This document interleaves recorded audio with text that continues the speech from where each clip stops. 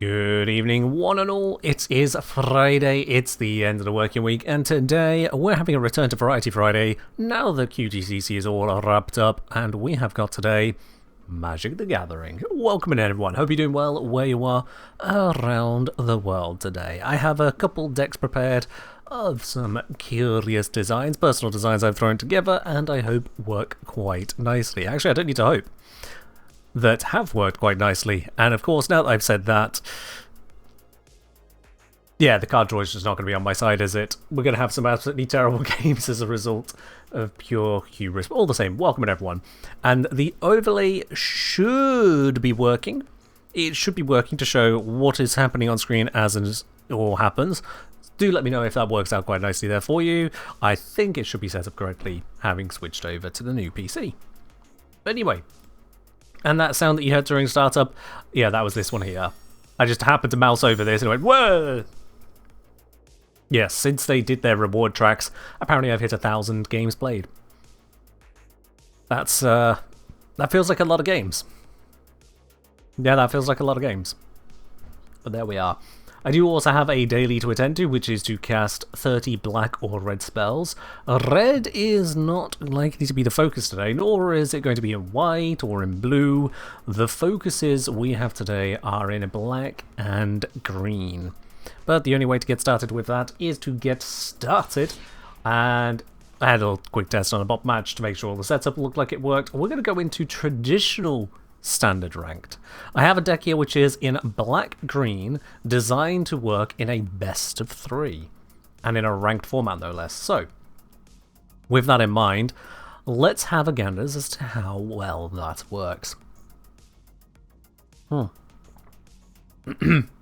Bleen? I suppose, yes, black and green could be bleen if you so desire, Bite. Yes. So let us get going on this. Traditional standard ranked. Now, traditional standard ranked, what that means, aside from just ranked, traditional standard, we have two 60 card decks, one for me, one for them. 60 is the minimum, you can have more than 60 cards in it, but no less than 60. We also have a sideboard of up to 15 cards, so we could swap cards in and out between rounds. First to 2 victories wins. So let's see how that goes for us here, absolutely. My opponent is going to be going first.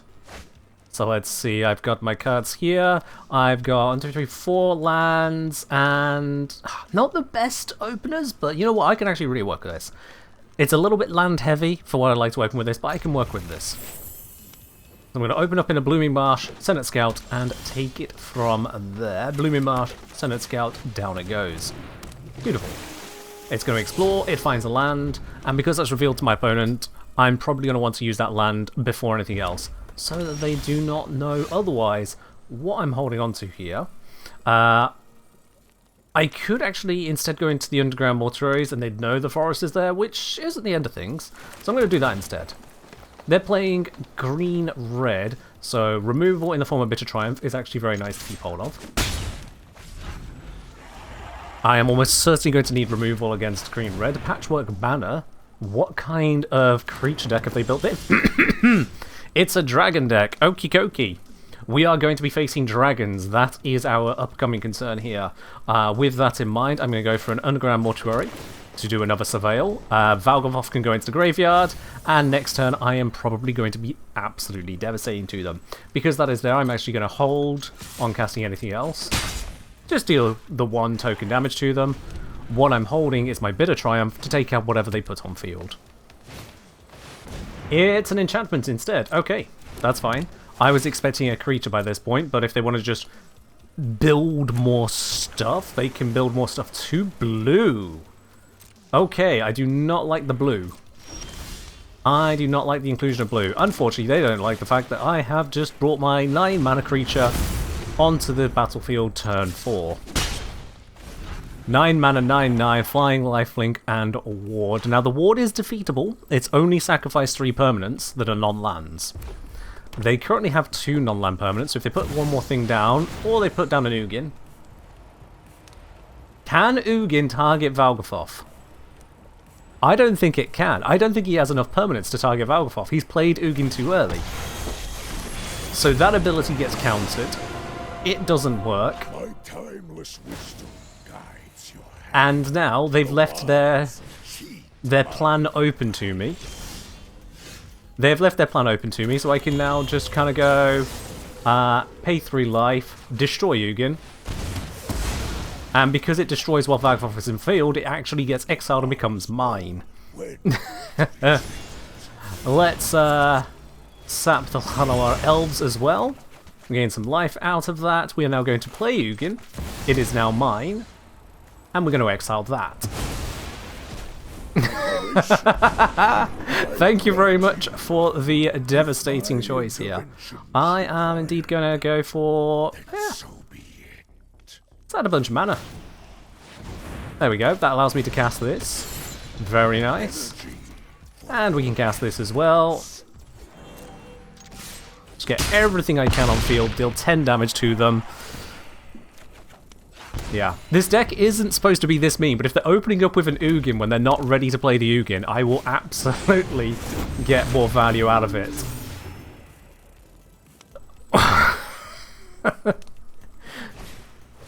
Mistakes were made here.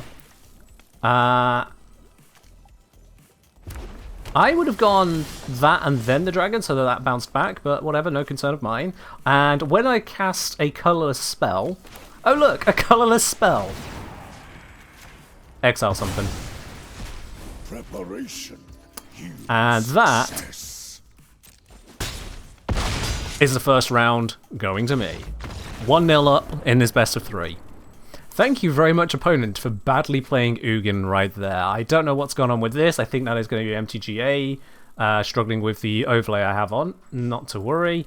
Now, because I have that to worry about, I want the ability to remove their artifact setups. So let's go for some wear downs.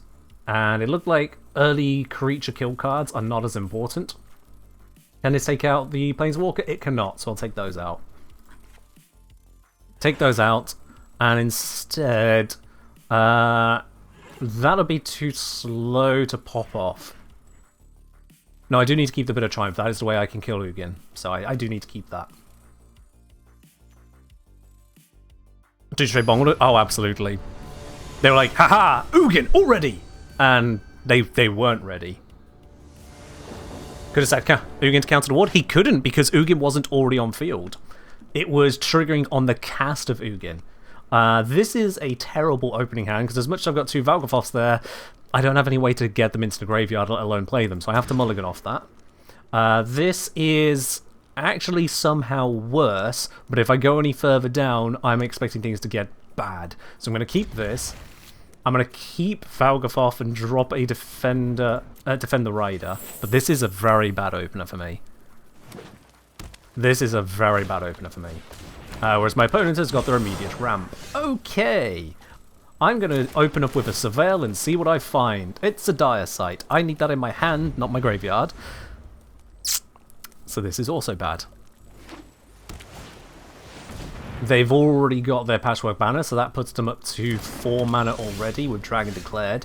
I'm now playing my 2nd mana.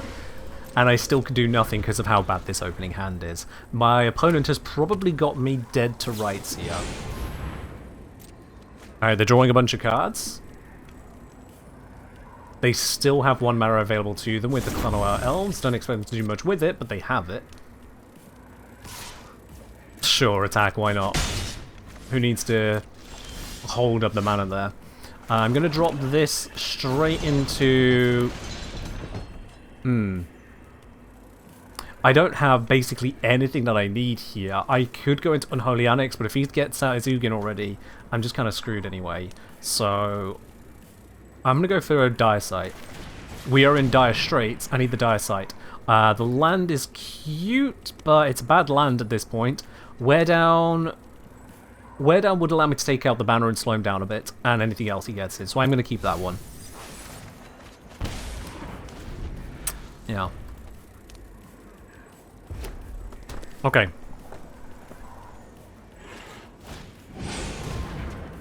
My opponent is playing a nasty deck for my setup here. This is a bad matchup for me because they just want to ramp, and I don't really have a lot to stop them doing that. Okay. So I'm going to surveil again. Have a look. That is a card I want. That has to come out. So what I'm going to do is I'm going to take this opportunity to Senate Scout. That'll reveal that the Zombify's there. No, I don't want to do that. I don't really want to do that, but I don't have a lot of good options. Oh, fuck it, reveal it. I'm going to pop down the Senate Scout. It explores, so we'll get the buff because Zombify's staying there. I'll pop down the Collector's Vault. The Collector's Vault is so that I can discard Valgavoth next turn. And if he knows that, he'll remove Collector's Vault.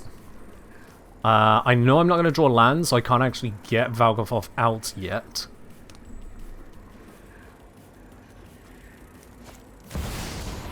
You may cast dragon spells without paying their mana costs.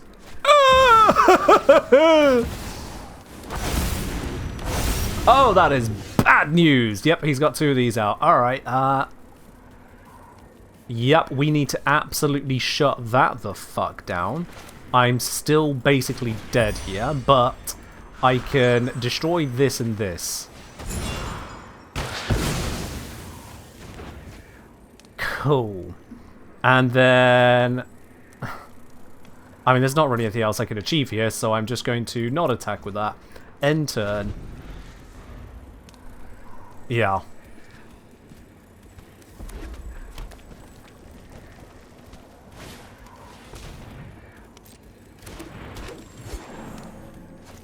And see, out comes a Bonehorde Dracosaur. That is fine. If I can put a stop that I don't care for. This is not fine. This is absolutely devastatingly bad. I'm just going to take 10 damage for free here, and there's nothing I can do to stop it. Nothing. And if I don't have a good answer next turn, I basically just lose. But I do have something next turn. And that something is I do have a Valgavoth play. My turn. Extra bit of land. I will not say no to that. I've got 6 mana available to me. I need to use this as powerfully as I can here. And I think the only thing I can do is just Zombify and Pray. So Zombify and Pray it is. Valgavoth, return to the field.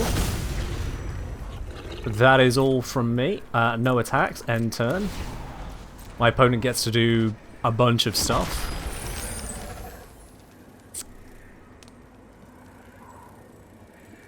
All I can do now is hope that my opponent doesn't have win con this turn. He has a lot of damage on field, but I do heal 9 by blocking with Valgavoth. So long as he doesn't stop me Valgavothing in some way, I have a chance. Okay, that's going to try to bounce 2 of my things. It is going to bounce the Scout, but it won't bounce Valgavoth. If he tries to target it, he'll have to sack 3 things first, which will give me an opening. So go on, try it. Sack 3 things, attempt to bounce Valgavoth, and then I'm going to counter it. Here it is. So we let him resolve that. What are you going to blow up? It's going to be the 2 elves and the tiny dragon. Or dinosaur, whatever it is. Now he's paid it, I will now put the indestructible on it. So that even though he paid the cost, he still doesn't get the effect. Maximum cost, minimum return. That's what I aimed for there. If he swings now, he heals me. That's what he's going for. Okay, I am going to take out... let's take out the card advantage. I would like to take out the Storm one, but the card advantage is a big deal. He hasn't got enough damage to kill Valgavoth there, and Valgavoth is also indestructible this turn. So now I can start playing stuff. That... I didn't heal. Did I? Oh yeah, I did heal. It's just I took a lot of damage, so... Yeah. I am in a situation where I can't really afford a whole lot here, so I'm going to have to spin my wheels, as it were. Draw something, discard. Oh, no. Yeah, no, he's got me here. He's got me. I can swing, gain a bit of life, but it's not going to be great, all told. I could pop that down. I'm going to pop this down. If it lands, I can get a little bit of card advantage out of it. I'm going to pop the Senate Scout down. Find out what's coming. That's no good, so throw it away. There we go. Let's see here. If I swing now, I gain 9, but then he's got 18 incoming. I've only got 14 health there. So basically, if I don't get a good draw, I just lose.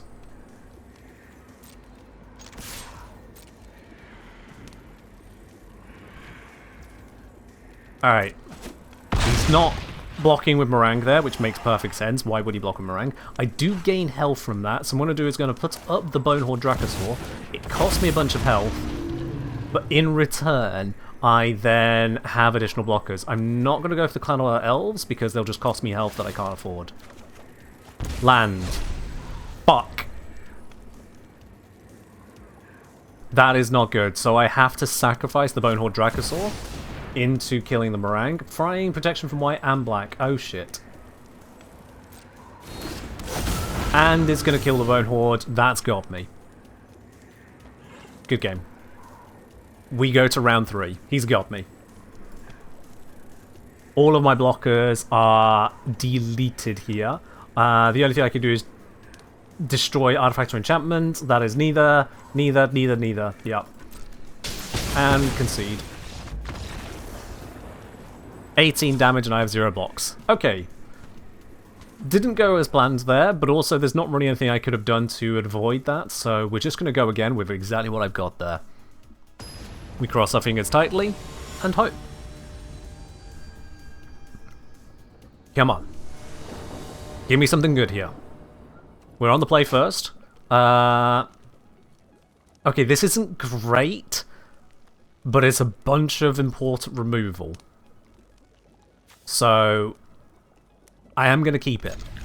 We've got most of what we need here. Most of them. That is, without land, unplayable. I need land. More than anything... Well, no, I could really do with a Valgoth being thrown into my graveyard, but also need the land to make stuff happen. I'm taking a 2-land approach, which is one hell of a gamble. There is another land. It is a land I'm definitely going to be playing this turn. Almost definitely. So I'm going to play the Senate Scout, just in case. There's our Zombify on its way. We want that. Actually, because we know that... yeah, I'm not going to waste my Surveil. So we'll pop down the Blooming Marsh. Because we know Zombify's on the top, surveilling the top is pointless. Because we know it's that. We know it has to stay there. So we leave it there by playing the other land. Alright, opponent is going to attempt to destroy this because Molten Excel deals 4 damage to creature planeswalker. You know what? Killing the Senate Scout doesn't bother me in the slightest. It's done its job of exploring. I don't care. We surveil. What do we find? Nowhere to run. A little bit of removal, but his stuff is bigger than that removal is usually worth, so I'm going to throw it away.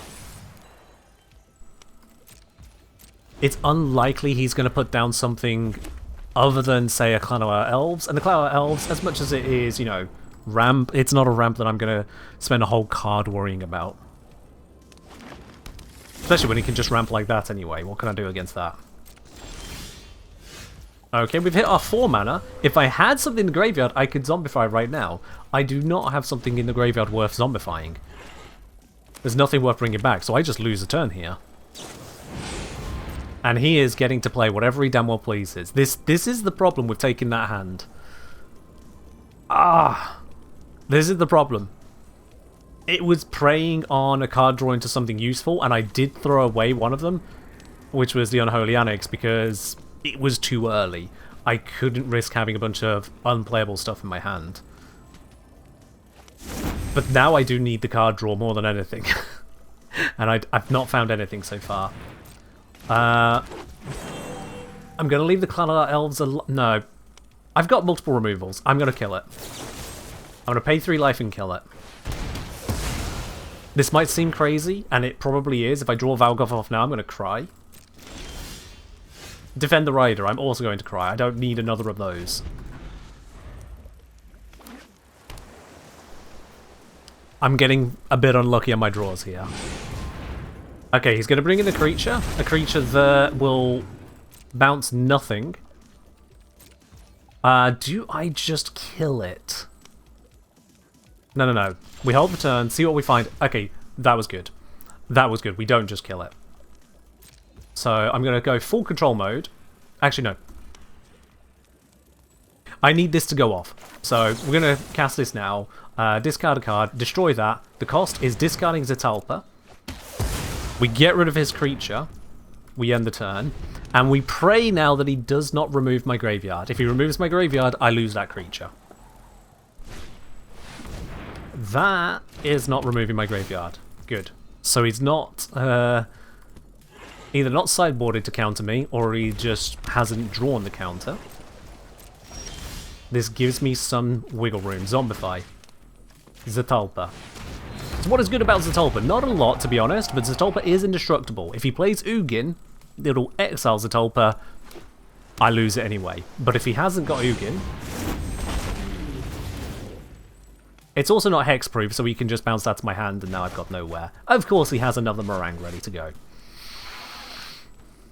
We're in a bad spot now, because it's in my hand, and I don't have white mana. Let alone 8 mana. And he is ramping the fuck up. Yeah, this one's a loss. This one is 100% a loss.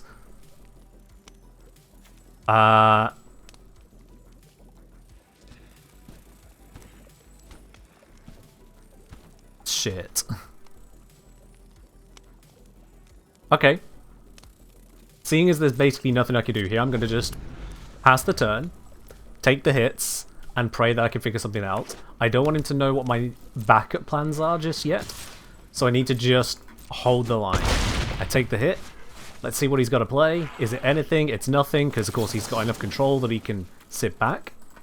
I'm going to create a 1/1 token, and then go to my turn. Now the reason for that 1/1 token is it allows me to cast Beseech the Mirror into whatever I find and instantly get the benefit of that. So I'm going to do that now. Cast a Bargain.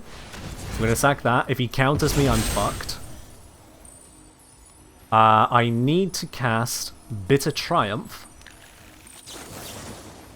By discarding a card, we get rid of the meringue again. We discard Zetalpa. And we get rid of his creature again. Next turn, I need land. A faster land than that would be preferable. Okay, I should have specified. We're going to go for a Dire Sight. Do some extra digging here. Wow, look at that! Land, land, and more land. Okay, let's get rid of that one. And you know what? A Rubble Belt Maverick. I can put a creature down, do a little bit more surveil. And it's more fucking land. I don't need all of that land. 5 is enough land. 6 is enough land. I know Virtue of Persistence costs 7, but I don't expect to live long enough to wait on Virtue of Persistence. He's holding his mana, I don't like that. So, I am simply just not going to cast. I'm going to force him to do stuff on his turn. Like that. I don't think that's really much, that's only a 2 mana. Why did he not play that last turn? Okay, it's the end of his turn. This is when we use this instant to return the creature. Please don't counter it. He doesn't counter it. Sweet, my turn. So now I've got Zetalpa on field, successfully. Rubble Belt Maverick could just stay as a chump blocker. Zetalpa can now swing over the top. Bam. And again, bam. Whilst we're at it, we're going to go for a removal of this. I gain some life out of that, and you know what, a Senate Scout. Empty my hand of good stuff, see what we find, a Zombify. I'm going to leave that there so that if Zetalpa ends up in my graveyard again, I can bring it back again. We're now in a good spot here. We've got 8, 9, 10, 11 damage on field. If my opponent doesn't have a way to stop me, I can just swing into him and win next turn. If. Okay, here we go. He's going to start casting those dragon spells. Never mind. That doesn't make sense.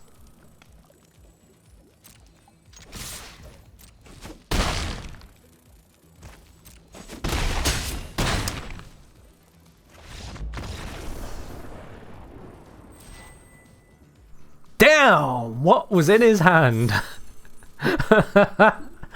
What did he have left? He plays down this 8 mana. You can cast dragon spells without paying their mana cost. He still has another 4, 5, 6, 7 mana available. And just dies. Oh no. After all that card draw as well. And bringing out not 1 but 2 meringues. Victory. Victory for the hand that felt a little bit scuffed. My opponent instead just got screwed on the draw just as hard as I did. So yeah, we take those. That's a victory. Good evening there, Flo. How are you doing? Now, who has any questions as to what just transpired here? I'm sure there are some of you who are not MTG players who have a lot of questions. There may be others of you who are MTG players who still have yet more questions. But hey, before we dive into the next game, I'm happy to field any particular questions as to kindly what the actual F went down there. Which goes my playing green-black. The white creature here is only in the deck because it doesn't matter what colour the thing I reanimate is. And this is a brilliant reanimation target. A flying double strike, vigilant, trample, indestructible 4/8 creature. You have questions, but they're more for the opponent. I mean, what we could see here is probably counter non-creature spell. Creature. It could be a land. It could be another land, actually. It could be. We don't know what those are there. They could be buffs for creatures. Like I think he used one at one point. Can't remember. But it could be a buff card in there as well. So give this creature more power. It's like, well, he doesn't want to buff me, and his stuff is dead, so... Yeah. It could be artifacts for just more ramp that he doesn't want to play right now, because he wants to wait until he gets Ugin, so that when he plays Ugin, he can play artifact, to go exile, and wipe all my stuff out. Which, again, doesn't work if he doesn't draw Ugin. So yeah, it's not necessarily that my opponent misplayed so much as just... We were both looking to do some combo shenanigans. My combo worked before his. That is really what it comes down to there. That, and I had the tactical play. There was a very tactical play in there, don't forget, of using a defense card to instead create a single shitty 1/1 that couldn't do anything to him. Immediately next turn, destroying that shitty little 1/1 to find a removal card to specifically get Zetolpa back where I needed it to be and remove his Meringue in the process. I mean, that is a niche interaction right there, one he just wasn't ready for. But yeah, let's dip out of that. That game was a little spicy. It's the first time I've seen someone play an Ugin and it successfully exiled nothing. Yeah, there we go. Wow, this screen has completely broken. Alright, you know what? One moment. Let's just close and reopen the game. I don't know why it's done that exactly, but we're just gonna retry. I just realised my camera looks wrong. I've missed a light.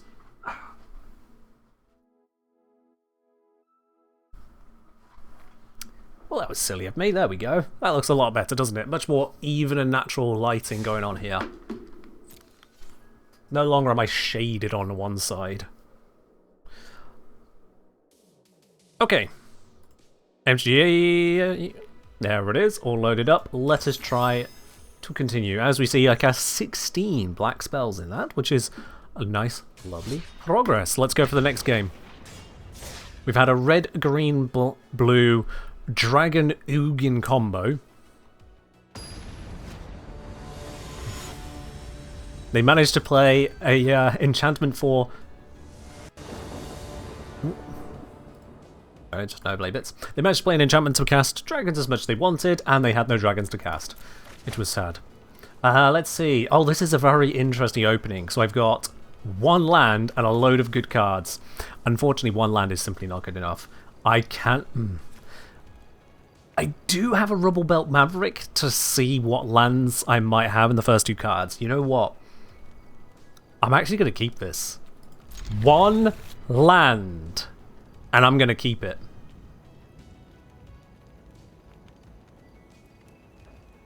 I believe that this can work. Because I've got a lot of very powerful 2-mana cards, and I've got a single immediately playable 1 mana, which surveils for 2 on ETB. And we see we've got land and land coming, so that is fine. With that land and land coming, I'm actually going to swap them around that way. That's the way I want it to happen. So I get a 2-mana play, turn 2 and 3. My opponent just puts in a simple tap land. That is fine. We'll pop in this. swing to hit, bang, and then we're going to Collector's Vault, get that idea ready. Our opponent's running a red-green at the moment. Let's see what they build into. Red, green, black. And there goes my Rubble Belt Maverick. Not the right choice, I'd say. He could have gone for my face, really, because Rubble Belt, honestly, had done his job. He's supposed to just ETB as a damage soak and surveil. So, we're going to surveil as well. Beseech the Mirror. Yes, I'm going to leave that on top. I'm going to need that. I am going to need that. In fact, I can Valgafoth next turn. This might sound absolutely crazy, but I can get Valgafoth out next turn now. Let's see what my opponent plays here. Okay, nothing there. I'm going to spin the wheels. I draw a card, discard a card, generate a treasure token. Oh, that's beautiful to see as well. I'm now going to sack the treasure token, bargaining to also destroy my Collector's Vault. To then search for a card. I search for Zombify. Cast that because I sacrificed the artifact. To therefore bring Valgafoth to the field. I have 3 land on the field. And I've cast Valgafoth. Oh, fuck. And I now have to sacrifice the creature.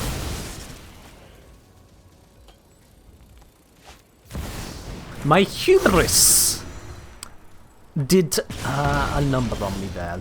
But this is fine. We can turn this around. So we get another Collector's Vault out. We are not over on the collecting of the vaults. We'll just run it again. Run it again. When this enters, suspects it. When it deals combat damage to the player, draw a card, lose 1 life. When it is dealt damage, target opponent loses that much life. Interesting. Okay. Interesting. How about we just kill it? Goodbye. No indestructible crap for you, mate. Thank you very much. We're now going to spin the wheels. See what we find. We find a land card. I could keep that and drop Bitter Triumph. I'm going to drop Bitter Triumph. This might sound weird, but I'm going to drop the Bitter Triumph. Pop the land down. This allows me to get the Unholy Annex out. There we are.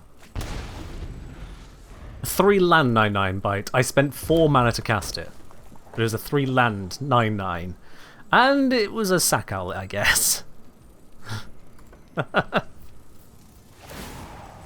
Ooh, Caleb's running D&D and is running my Warframe for it. Okay. I hope the Warframes come out very nicely there for you. What did he actually do? Sacrifice artifact, create 3/3. Okay, yeah, fair enough. Fair enough. Well, let's see. I have enough mana to... Virtue of Persistence. Fuck using the sorcery on it. I'm going to pop the whole thing down straight away. Now, every single time I start my turn, I can bring a creature from any graveyard to the battlefield under my control. Every single turn. So long as I can survive long enough to get Valgafoth to do that crap, I'm good. Oh, come on! And he had a permanent removal card. Never mind, I spent 7 mana on getting dicked over. This is fine. Okay, so we're going to unlock this. There we go. He might actually just have a kill card for it, and if he does, there is nothing he can do to stop it. We end turn. Now I do get a little bit of life gain out of this. I do get a card draw. So, it's not over yet. When it enters, create a lander token. Whenever you sack an artifact, deal 2 damage to target opponent. Okay. This is fine. He's going to use that to sack that to create another of these. This is fine. I take 2 damage. Not the end of the world. I have a healing circuit built in.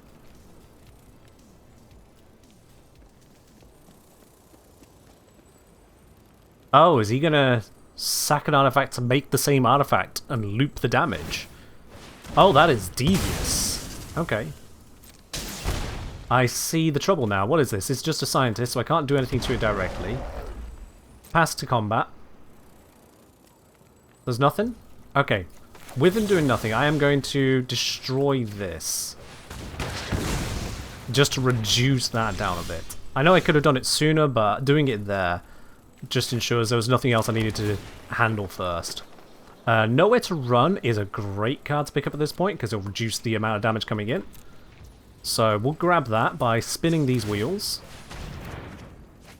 Take that away. Drop this in. To remove the biotech that allows him to do the cycle for 2 damage, 2 damage, 2 damage.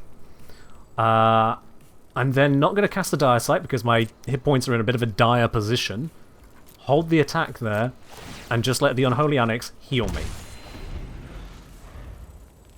I'm not in a good spot, but my opponent... Oh, fuck off. But my opponent is top decking. And now my opponent gets to cycle their crap. That's going to hurt a bit. That's going to hurt a lot, actually. That's a bunch of incoming damage. Okay. I have to tank that one, but then he'll just sack it. Oh, can't sack it. Okay. Okay, this is good. This is good. I can still turn this around. This isn't good. This is really, really bad. This is really, really bad. Spin our wheels, as it were. That is really not what I needed right now. That is really, really not what I needed. I think I've just lost. So, because I've just lost, I'm going to go all out and see what I can do here. Those are both useless to me. Come on! I can beseech the mirror. Okay. Mirror shall be beseeched. With bargain. Into this. Roll the dice. Well, there's no dice to it. I need that Zombify, and I need it right the fuck now. To bring back Valgafoth for the second time this game. And then I'm going to spend all of my treasure tokens destroying that. Discarding the swamp I have. Because I can't pay any life at this point. I am shit out of hit points. And then again, no attacks. We draw a card with more fucking land. This is why we have tutors. I have 3 hit points and a dream. 3 hit points and a dream. If my opponent cannot get through those 3 hit points, then I can win. And I have 15 damage in the sky next turn if he has no blockers. There it is! I got down to 1 hit point. He denied my Valgafoth reanimation twice. I opened with 1 land, and it worked. Now my opponent is running some artifact cheeky slap me in the face thing, so what I'm going to do here is I'm going to take out a Dire Sight. I'm going to take out a Bitter Triumph to instead bring in a couple more Heritage Reclamations for more artifact and enchantment removal. Did you just hear if I don't lose I can win? It's about in the turn. If I don't lose right there, I can win that turn. Yeah. Now my opponent's also done some sideboarding, so I don't know what they planned against me, but it's probably not nice. I'm hoping for a more palatable opening hand. It's again 1 mana. Why is my life like this? And this time it's a 1 mana, but the wrong mana for a Maverick, so that is just not playable. Mulligan. 2 mana, 2 great cards, a bit too early. I've got absolutely 0 play up until I hit, well, what I need. This isn't good. This isn't good. I can't risk this. Mulligan again. This I can work with. Yeah, we're going to keep these. I'm going to drop Live or Die, and I'm going to drop... And I'm going to drop a Rubble Belt Maverick because I want removal, I want land. So this is a risky play, but I had to mulligan twice. It's a risk in any case. We open straight into the Maverick. Let's see what's up and coming here. Valgafoth straight into the graveyard. It's beautiful. We are halfway towards our next win con. That Death Touch can stay there. I'm not going to do anything about it. Yeah. Sit there. Live your best life. I have nothing to worry about on that 1-1. Is magic ever nice? Define nice for me, please. When this one enters or attacks, create a map token. Right, so that needs to die. I'm going to pay 3 life on that one. Simple reason being that it's going to generate a lot of artifacts for him. Artifacts he can sack, and that is the whole point of his deck, is to sacrifice artifacts to kill me. Next, we're going to Unholy Annex, get the card draw going on that. Again, no attacks, thank you very much.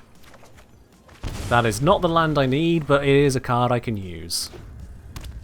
Does Magic ever feel like not a surprise kick in the balls? I mean, I ham things up, but I'm also used to a lot of this. So here we go. Now he's going to sacrifice things to... Yeah, whenever a non-token artifact you control enters, create a token. Which when it leaves, deal damage. Again, I don't care about the 2-2, damage me. Senate Scout is not land, so I'm just going to have to play it anyway. There we go, that's the land I'm looking for. And whilst we're here, I am going to destroy this enchantment.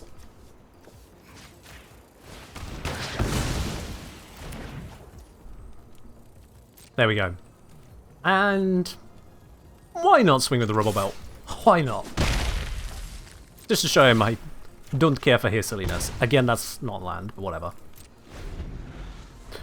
So what I've just done there is hopefully take out a significant portion of their play, because they'll have to get out another one of these, but they won't have double the effect. When it enters, may discard a card. If you do, draw 2 cards, and you can later sack this, create an artifact. Okay, fair enough. Yep, so that is going to trigger that once, rather than the pair of them. He's getting rid of Chandra. Interesting. This was a very interesting deck he's got. I am going to defend the Rider to create a token. We saw this in the previous game. With that token, I can beseech the mirror, I can cast with Bargain, sack the token, rather than sacking my Annex, to dig through the deck, find the Zombify, cast the Zombify on Valgafoth, and it re-enters the field. And no attacks, I'm just going to keep my defenders up. Now, so long as my opponent doesn't have a way to remove Valgafoth, I'm in a very, very good spot here. But let's see what my opponent has in 2 cards.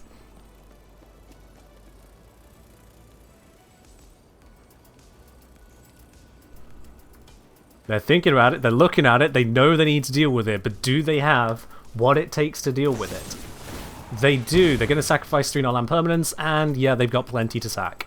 I can't afford to protect it. I had to play it ASAP because I couldn't wait for a land.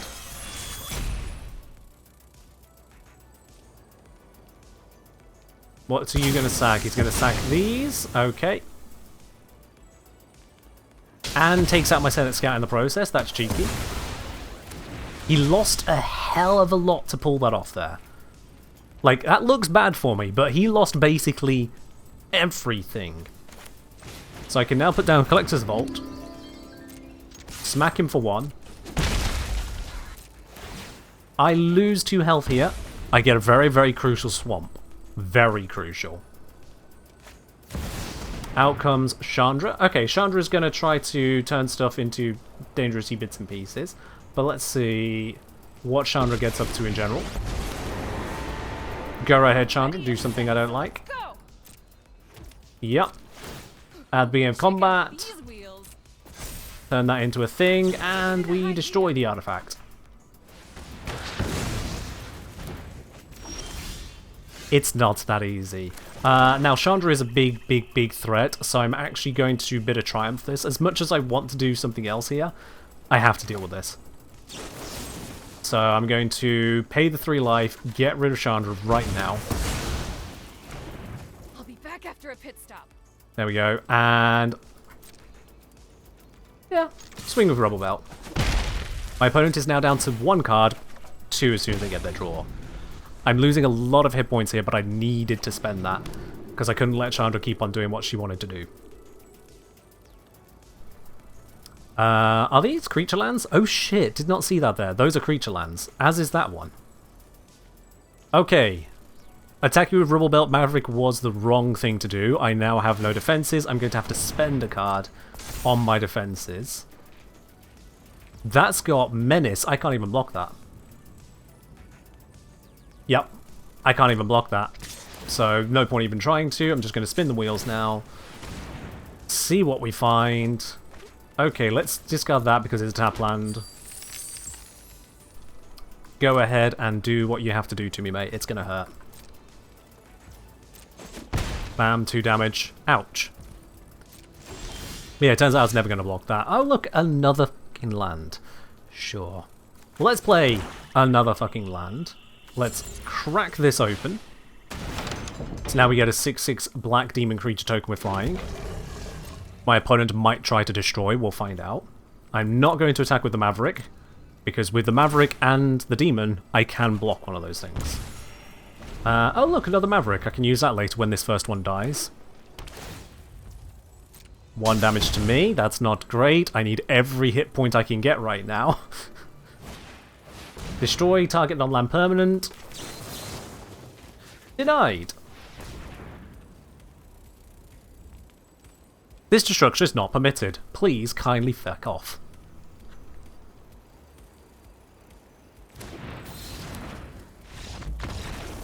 He gives up.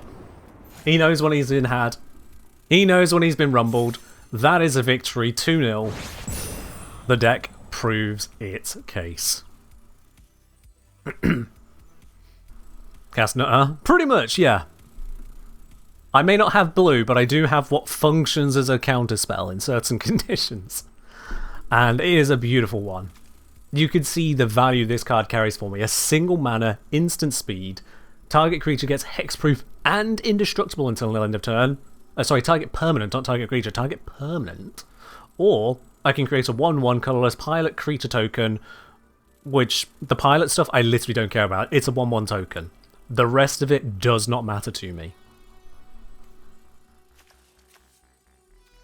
Those 2 bits in combination just make some great stuff. So yeah, 2 games down, 2 victories for the deck here. And we've cast all of our black spells for the day. Excellent. So let's mix it up. Let's mix it up. We've had a couple best of 3s. That is 5 matches in total. Or 5 games, 2 matches, whichever way you phrase it, I suppose. So let's mix it up and let's go into best of 1 with a deck designed for that. I am very, very imaginative with these names here. Green, Black, Best of 3 Standard, version 2, and Mono Green Standard. And W Cats, as in cats that win. Very, very imaginative names, I know. But let's go into some Mono Green Standard ranked. Now this one's a spicy one. This one is spicy because if I get a bad opening hand on 2 mulligans, I basically just lose. But I have won games where I've only ever had 2 lands basically the entire time. So we'll see who our next opponent is and see if they are victim or victor. And we are up against Paxbean or Paxbender. Let's see, opening hand is positive. Not the best, but it is positive, so we're going to keep this. Turn 1, pop this, do this, good old search. I find nothing I'm allowed to use. Oof. I mean, good those 5 cards are no longer on the top, but oof, I hope those cards usually give me something. My opponent's running black-white, those are very bad colours for me. Very, very bad colours. So I'm going to have to hope that my opponent does not immediately obliterate my creature.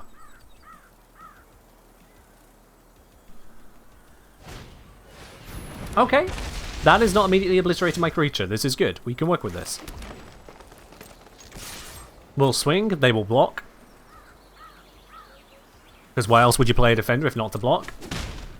They get their treasure token. Nothing I can do to stop that. Also, I've drawn more of the same legendary creature, which means I can't play them, because if I do, I can only keep one of the same creature. Non-legendaries, you can have a million of, no problem. But legendaries, one at a time. Creature spells cost 2 less to cast. Whenever a creature control enters, if you cast it, destroy it, and create a 2/2 black zombie druid creature token. Okay, that is a weird one. That is a very weird one. What the fuck is that? Huh. Again, I'm not drawing a creature, but I do have another protection spell. So I guess I'll just begin the poison. Because this is the core of this deck. Whenever a Death Touch creature of mine deals damage to an opponent, that opponent gets 2 poison counters. Every single time. 5 lots of that, 10 poison counters, they lose. Do not pass go, do not collect £200. None of that. You just lose at 5 poison. Sorry, at 10 poison, 5 hits. Any Death Touch creature so long as I have Finn on the battlefield. What are they doing? Exile 2 target cards from a single graveyard. Target player gains 2 life draws a card. Yep, fair enough. You can do that. Because I can't stop you. Go right ahead. Any tips for prepping the frames for a mildly overbuilt player? I'll get back to you on that between games, Calav. If you remind me as soon as we get the victory screen, we'll cover that for you. Alright, he's going to kill this creature. Unfortunately for him, I'm going to tell him he's not allowed to. This creature is staying alive. Please try again. Thanks. My turn. Alright then, let's commune with nature. See what we find. Oh, there they are. Hello. Oh, that's wonderful. Okay, I would cast it, but then I can't overprotect Finn. However, I can just smack them with it. And you know what, let's cast it. Untapped overlay still stuck in a loading loop? Right. I'll have to catch that between rounds then, as well. Mid-game's not when I can do it. Sack 2 creatures. Alright. Hi, it's Finn, he's back. Now watch you play, Mr. Loads of animated emoji crap. Create a 2/2 zombie, that is fine. This is more enjoyable than slaying demons. Okie dokie. And let's bite down.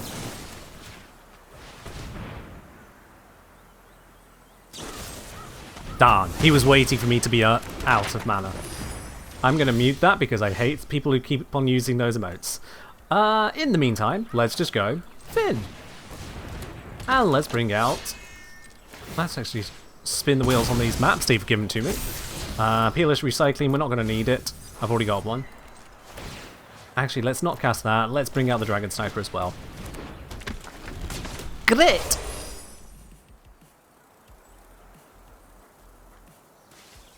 Now I'm hoping he's running out of removal options. I do quite enjoy necromancy. Oh no. Oh no, it's a Tulpa. Alright, he wins. Yep, he wins. That's... There's no getting through that, he just wins. I don't have enough to get through that. I'm going to attempt to get the Dragon Sniper through. Yep, as I thought, he blocks with that Zetulpa. Holy shit, that overpowers the protection I can give this. Fuck, I can't get through that.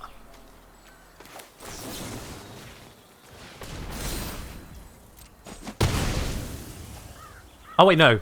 Death Touch, I can still get through. First Strike means it still dies there, so I don't actually get the effect. Which is bad. Yeah, no, I'm not going to win this. Yours will be a fate. You've reached an undead end. I'm going to bring back 2 Finns, ready for use later, but I'm not going to win this. Has it not got Vigilance? It has. Yeah, he wins. Good game.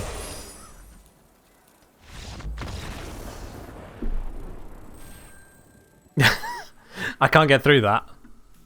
I don't have anything that removes a vigilant, immortal creature. He wins. God damn. Also, I love this combo. I didn't even realize that he did this. I love this combo. Whenever you cast a creature, destroy that creature and create a token. He then casts this creature. It did not get destroyed because it's indestructible. I mean, that is next level cheeky. What a weird combo, but it works. It works, yeah. I didn't even realize that happened at the time. Motherfucker. Alright. Well, that's an L on that one, unfortunately. I did not get up to speed quick enough. They got to build up their bigger, more powerful setup and won. Right, so, from the top, Byte Bits and the untapped overlay is still stuck in a loading loop. Okay, I don't know why it's stuck in a loading loop, I'll be honest with you. It is near enough impossible to try these things before going live, so I'm just going to open it up on my side and see what happens to it real quick.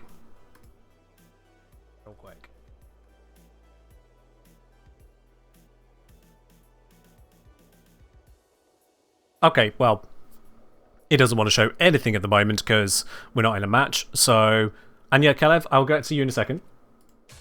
So what I'm going to do is I'm going to go into a Bob match just so I can get everything to load up so I can have a look at what you're seeing. Everything was reporting as working, but let's see what comes up here. Not even going to look, just keep hand. Hey, look! Shut I'm up. a planeswalker. Shut up. Okay, Untapped GG is apparently just spinning.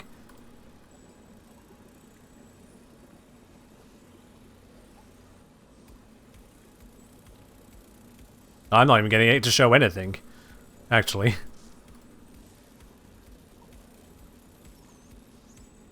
Yeah, nothing. That's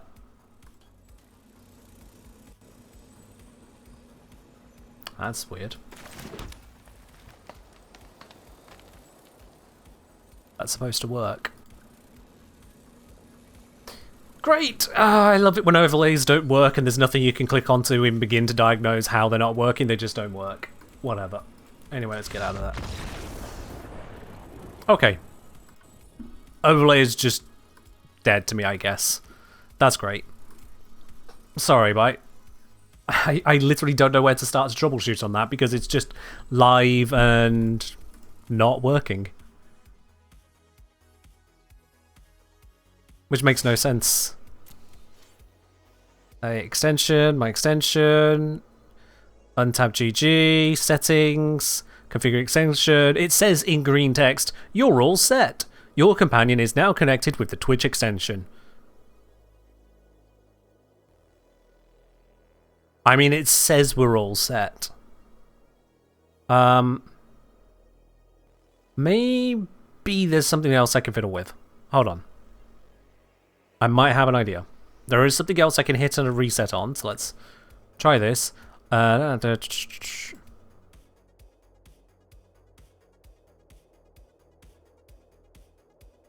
through this, run into... Uno momento.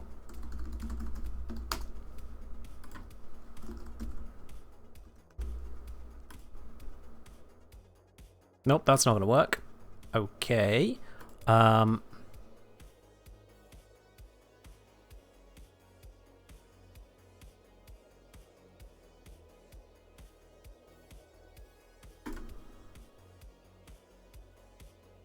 We'll try this another way.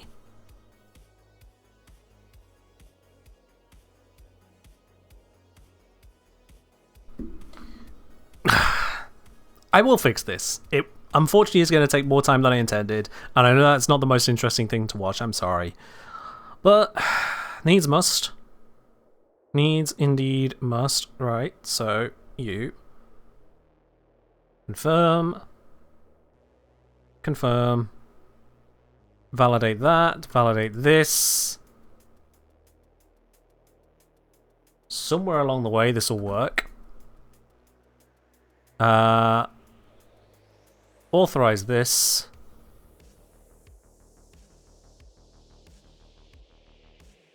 Okay. With that authorized, can it now please work like it says it will work?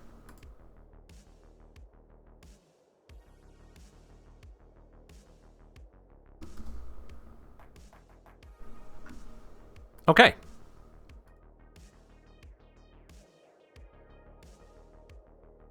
Okay. That should have it set so that if you refresh the stream, it should just work now. Theoretically. So yeah, any of you who wish to use the overlay, give it a quick refresh. I'm going to do the same on my side and see if that is doing what I intend for it to do now. So I'm going to go once again into a Bob match, just load a card so a card shows on screen. So we can just mouse over and make sure that's all working. Why would it say in green text it's ready to go and live if it's not connected? This looks like a good spot for some practice. Alright, card on. Wait for that to happen on my side here. Can I mouse over it? And now it works. Okay. Huzzah! Sparky, fuck off.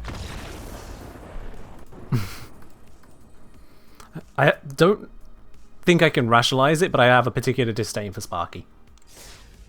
I don't know what it is. I just don't like it. Right there, now over to Caliph. Caliph saying, Ken, any tips on prepping the frames for a mildly overbuilt player? I do have a few tips on that. First of all, I have a question though. What level are your party at, and how many players have you got? So what level, how many of them? Are we talking a group of 4 level 1s, where one level 1 just really knows how to play? Or are we talking like 16 level 20 players, and I'm like, how are you even trying to run the table? Somewhere in between there is probably your table.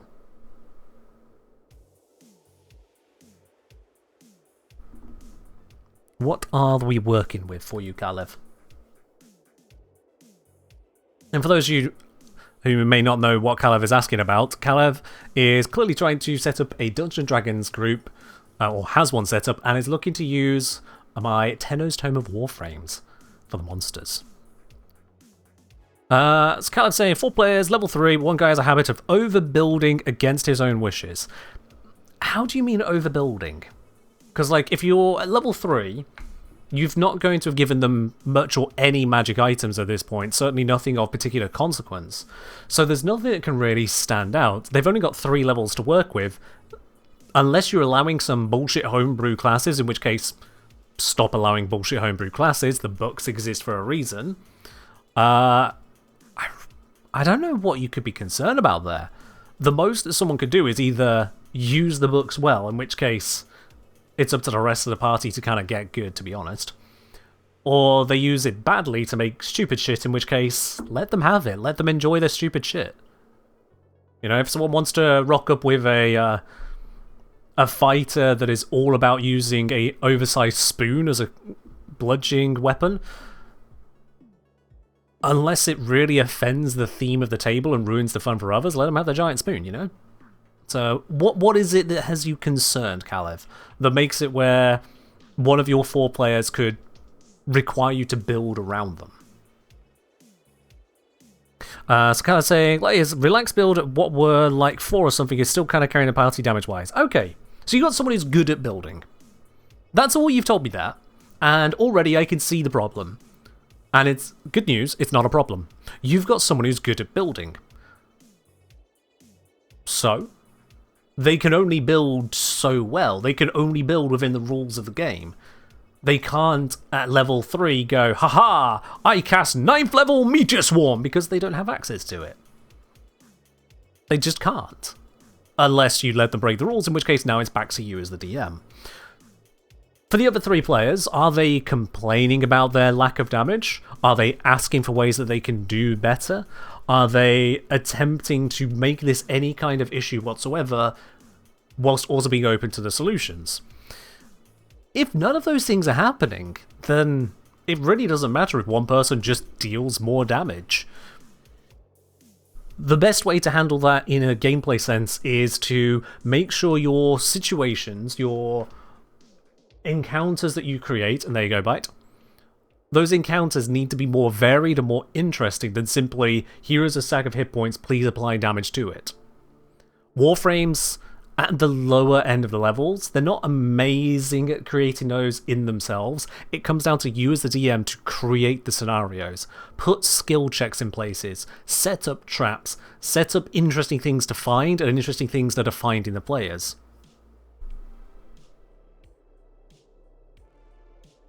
Kind of saying that, no, they're chill, and also know this, and work around, I'm trying to preempt an issue. There's no issue then. If all you can describe to me is, there may be an issue, one of my players is good at building, there isn't an issue. If you're worried that the warframes might die too quick, I want to remind you of two very important things. One, you are the DM, which means that you control what is in the world. If you put in 2 warframes rather than 1 because you think your party can handle it, go right ahead, just make sure you give them the appropriate loot for 2 warframes. But number 2, and this is one that a lot of DMs forget, not saying you have, just saying a lot of DMs forget it, or don't at least hold it sacrosanct. The players are supposed to win. This might come as a surprise to some people that others need to be reminded of this, but it's true. In Dungeons & Dragons 5th edition, not like the very, very old school original stuff, in 5th edition, it is expected that players will create a character, get attached to that character, go through many, many, many encounters with that character, building and leveling it up, enjoying the same character for a long time. And the only way that is possible is because the players are expected to win. So, let it happen. Let the player who builds to deal a lot of damage deal a lot of motherfucking damage and celebrate it with them. Go, holy shit, that is more damage than I even expected from you. Good on ya. Here's your reward. Next encounter's going to be harder still. Not punishingly, just for the fun of it. But yeah, have I come across anything particularly handy about the frames when playing the frames as the DM? Each frame is different, each scenario is different, and to be quite honest, there's no one tip I could give you here that will stand out among the others. I suppose the best I can give you is warframes are intelligent. Warframes are specifically designed to be intelligent. Warframes know, beyond anything else, how to fight. So don't hold back. Do not hold back. If you've got 2 warframes in a fight, for example, one of them has an AoE ability that hits non-friendly creatures, by all means drop that fireball on the other warframe. Because the warframe's friendly to them. It can't be damaged by it. There's no friendly fire in Warframe, remember? Unless they forget they're friendly. Likewise, if you've got a situation where the attacking player loves swinging their big old sword of doom 20 million times over, okay. Special attack, instead of going for damage, disarm them. Disarming is just an option you can attempt to do. Disarm them, grab the sword. Warframes are proficient in martial weapons, so they could just grab the sword and be like, oh, look at that, you're disarmed, I have the weapon now. Bitch. Your warframes should be intelligent enough to counter your players. Not to completely defeat them, but simply to see whatever cards are in their deck, as it were, whatever the situation is, and make the best of it. First sesh is the warframes on the defensive right out of cryo. Okay, I mean, if you were a player playing in a game where you've got the drop on a warframe only just coming out of a cryopod, would you expect it to win or lose? Would you expect it to be very good at fighting or get absolutely fucked over? See it from the player's perspective. If you give them a scenario where they basically have the drop on someone waking up out of bed, then they're probably going to win. Don't worry about it.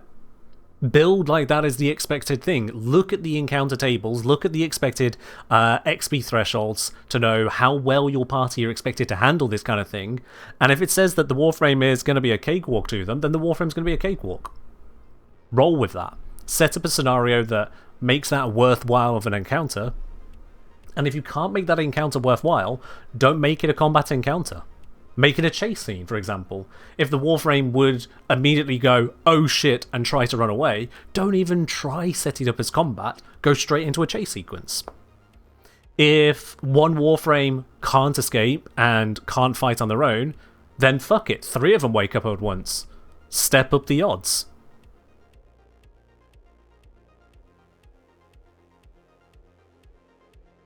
You expect them to get folded in half, a follow-up session is going to be like the Acolytes are to us. So a threat that pops up out of nowhere, causes a fight, frustrates the players a little bit, but hey, they get to have a fight against a cool enemy, they defeat the enemy, it pisses off, but somehow keeps on coming back. Fair enough. I don't know the story that you're working with, and honestly, I'm not going to dive into all the details of it. I'm giving this a fair amount of time. But yeah, I would say make sure you set suitable expectations. So it doesn't just go from, oh, it's this little thing, oh god, why has he got a sword of Armageddon? If they're going to be a threat later on, and a recurring threat, make sure you set the expectations that 1, they are going to continue to attack, 2, they have a reason to attack, 3, this is the power with which they can attack. Because if the players don't have that expectations, they may feel a little bit blindsided later on if they get something Acolyte power after just stabbing a baby in a cradle.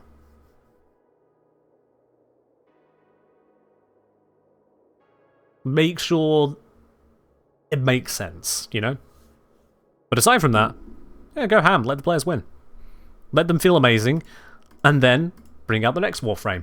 Roll the dice on the Warframe. Either make it thematic to your campaign, or just roll a few dice and decide what Warframes you're playing from there. Don't pick the Warframe for the party. Unless it's absolutely crucial, don't pick it for the party. Because if you've got a party of spellcasters and you intentionally pick Banshee to face them, they're going to feel a little bit shafted. But if they go into the Mausoleum of Silence, if they descend into the crypt of eerie nothingness, and they don't expect to get nullified, then your players are idiots. You know? A little bit of teasing where they're going, building up the process works plenty there, rather than just drop them in. Ooh. Anyway, I think that's like a dozen different tips there. I'm sure you'll do fine. You're going to roll a D100 to pick frames that get woken up? Fair do. Nice and random. And with that, let's go find another random person to bully with our Mono G standard. Let's hopefully this time bully them rather than get bullied ourselves by an immortal creature that I had just used myself in a previous match. The irony was not lost on me. This is not a good hand. It looks good, except it's not good, so I'm going to mulligan. And now we have our Finn. Finn is basically the big thing. If I don't have Finn, I can't win. We don't need 2 Finns. Probably. So I'm going to put the second Finn down at the bottom. I may come to regret that. But I want to instead search to, there we go, find something to go with Finn. I'm going to go with Dragon Sniper. Now if I get another land on my next draw, I will go Dragon Sniper. Otherwise, ooh. Okay, I did get another 1-mana thing I could do, so I am still going to Dragon Sniper after I've communed. There is nothing to commune and find. That's unfortunate, but Dragon Sniper can go down now. We're up against blue-green. Blue-green, interesting. Hey, they've got their own Dragon Sniper. Oh, that's cute. That's cute. Didn't draw mana there, did draw Finn, so you know what? Let's bring our Finn onto the field and then see if they want to trade Sniper for Sniper. Actually, no, I'm not going to do that. I'm not going to do that. I need my Sniper. I really need my Sniper here, so I'm not going to waste it. They are going to get the 1 damage on me, and you know what? I don't care. I'll take the 1. There we go. Now I can afford to mess around a little bit more. They're holding on to 2 mana, and I don't like that. What does Death Touch do? Any amount of damage dealt to the creature kills the creature. Okay. I'm going to safely swing with just the Sniper. Because they've got Counterspell mana available. So I want to see if I can protect this.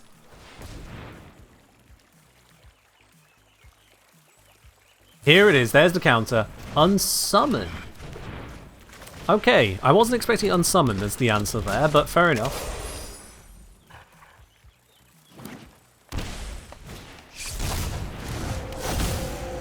Yeah, whenever one of my creatures swings and deals damage to another creature, that creature will die. You know what? I will take that bait. Sniper for Sniper. Because it gets his off the field. Oh, now you turn up. A little bit too fucking late. Whatever. Fate Weaver on field, and then we're going to bite down Finn to Hauntwoods. Hauntwoods will die. And that means I can now swing openly and get our first poison in. Now, I've basically run out of power here. So if my opponent gets more stuff down, I am going to be in trouble. Let's see, what are they going to get here? They're going to mass dread into a 2-2. Far from the end of the world. I am going to commune with the beavers. If he lets me. I find absolutely nothing, again. The number of times I just miss on that card. And... oh, I don't want to risk it. I'm going to risk it. Swing with everything. Now, if he has a buff card to buff his 2-2, then I lose Finn here. Yay! I lose Finn! I still get the poison counters onto him, but I lose the Finn. Luckily for me, I have another Finn.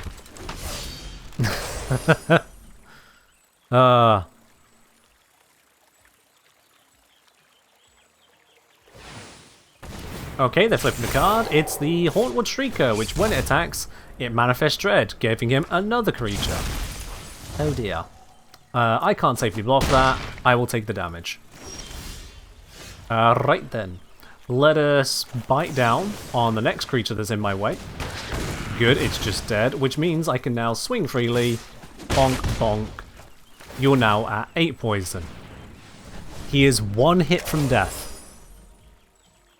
If I get another hit whilst Finn is on field, he dies.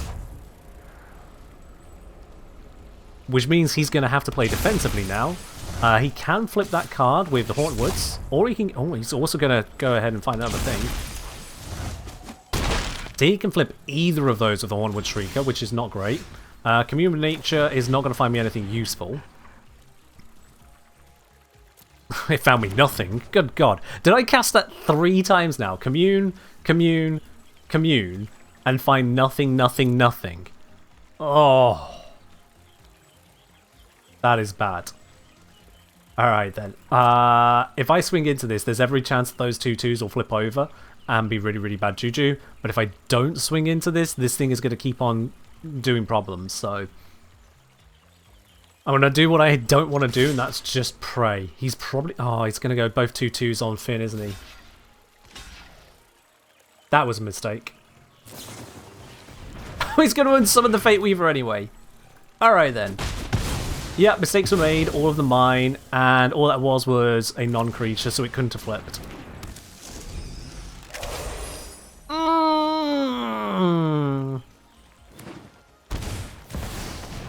And that is very, very bad news. That's going to scale up his power immensely. This guy's won. Fuck!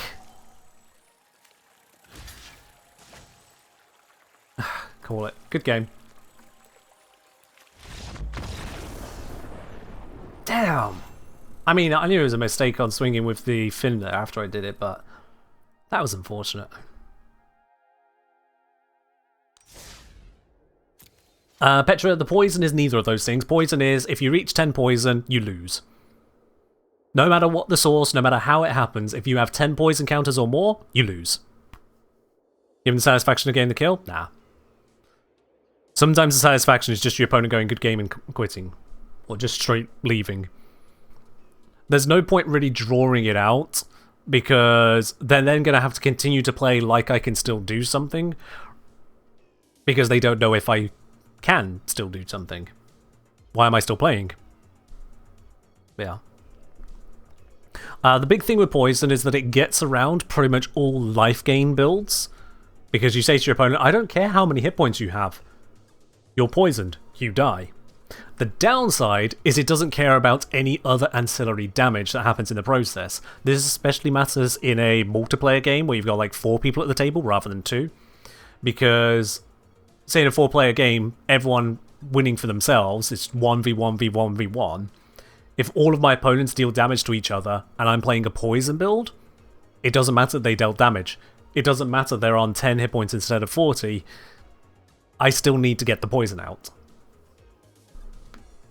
So, it's a different win con, completely different way of approaching it.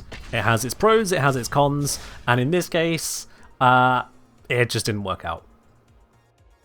This used to be a lot stronger in Standard, but then a lot of the poison-based stuff rotated out, so there's currently, to my knowledge, only 2 methods of poison-based wins in Standard at the moment. This is, from what I can tell, the stronger of the two. Alright, no Finn here, so I don't like that, so I'm going to mulligan. No Finn here again, so I'm going to mulligan again. There's Finn. I'm going to lose 2 cards for this, but that is fine. We lose the Overprotect and... Rogue's Passage.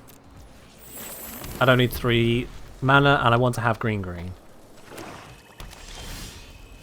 Okay, they're playing black. This terrifies me. I am going to play Collector's Vault to instead start building up, rather than go straight into whatever will just kill me.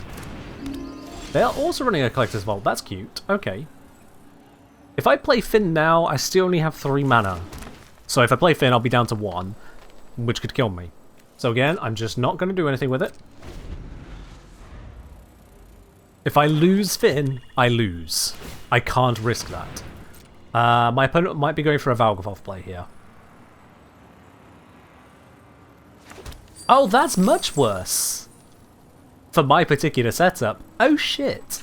Yeah, I'm probably going to lose here. We're going to drop Bite down, because I need creatures on field now. Let's get Finn out there. Actually, I should have put these down first. Oh well, it's done. Let's get Finn out.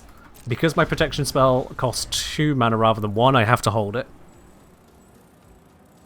Here it comes. He's going to try to kill it. I'm now going to protect it. He has 2 mana, so he could hit it with another kill spell. He does not, so it lives. But there goes all of my buff, there goes all my trample, and I have no other removal available to me. He's going to cycle again. I did also counter his Virtual Persistence that way, so he doesn't get that reanimation option. So now we can go Fate Weaver and Dragon Sniper. Oh yeah, Mask of Worm against this build is terrifying. I need to win now. He even has the mana to cast it. If he does, I'm going to have to figure out something. What has he got? 5 cards, 7 mana. He's got so many options, it's painful. Which option does he take here?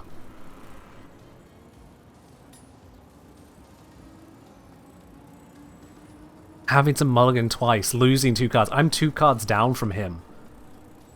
This is why our hands are so different.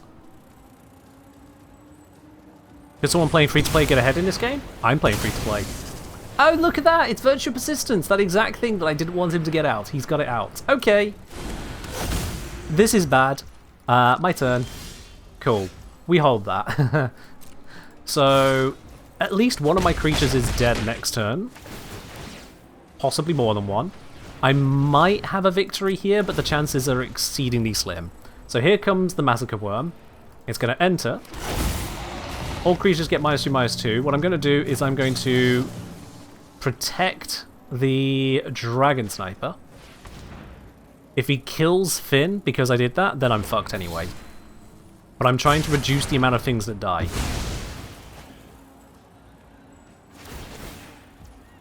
I forgot, -2/-2 is not destroy. That was a misplay. I should have protected Finn.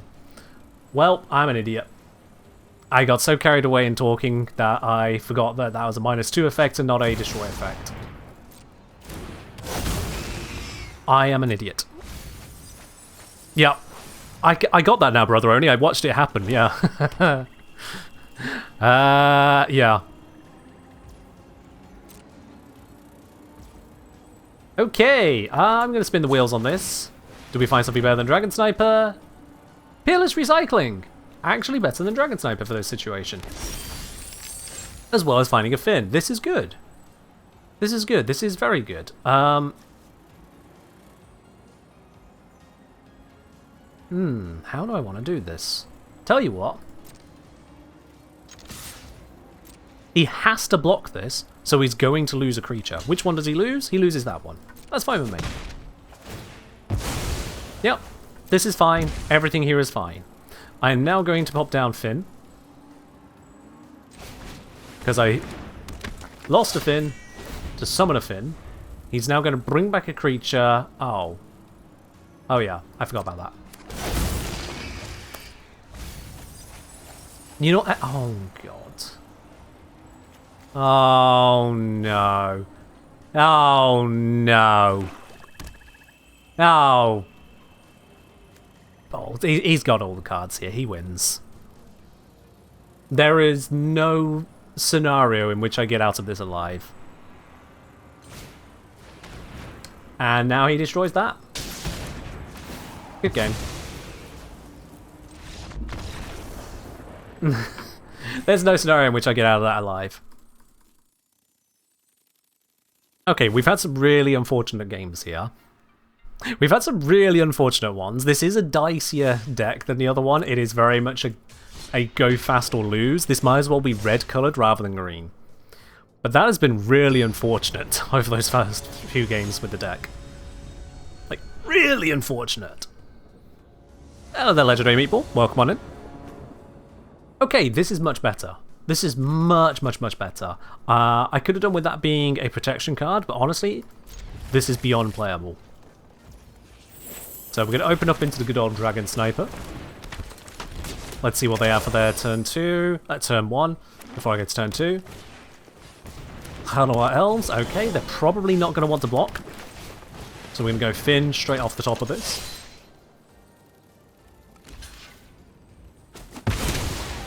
They block that? Their ramp? Why can't you ask for colour change? Because one got used just moments ago. That's why we got green in the background whilst playing green. I'm really surprised they blocked that. In any case, let's now kill their next thing. Mother... This guy's beating me at my own tricks. Okay. Hexproof Trample. I'm not swinging Finn into that. This is bad. This is really bad. I really didn't expect him to block with the Hello Elves. Okay. This has gone from bad to worse. So I'm just going to go for it.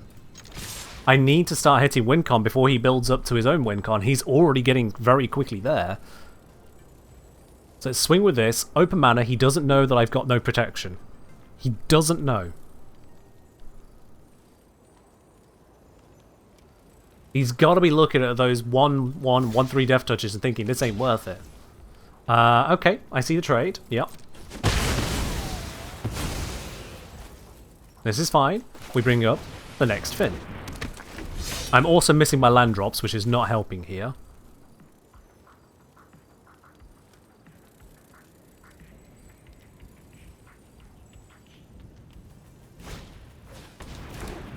Another Llanowar Elves. Innkeeper's Talent. That's going to buff up his Paw Patch or the Llanowar? I'd buff the Paw Patch if I were him and then just not attack.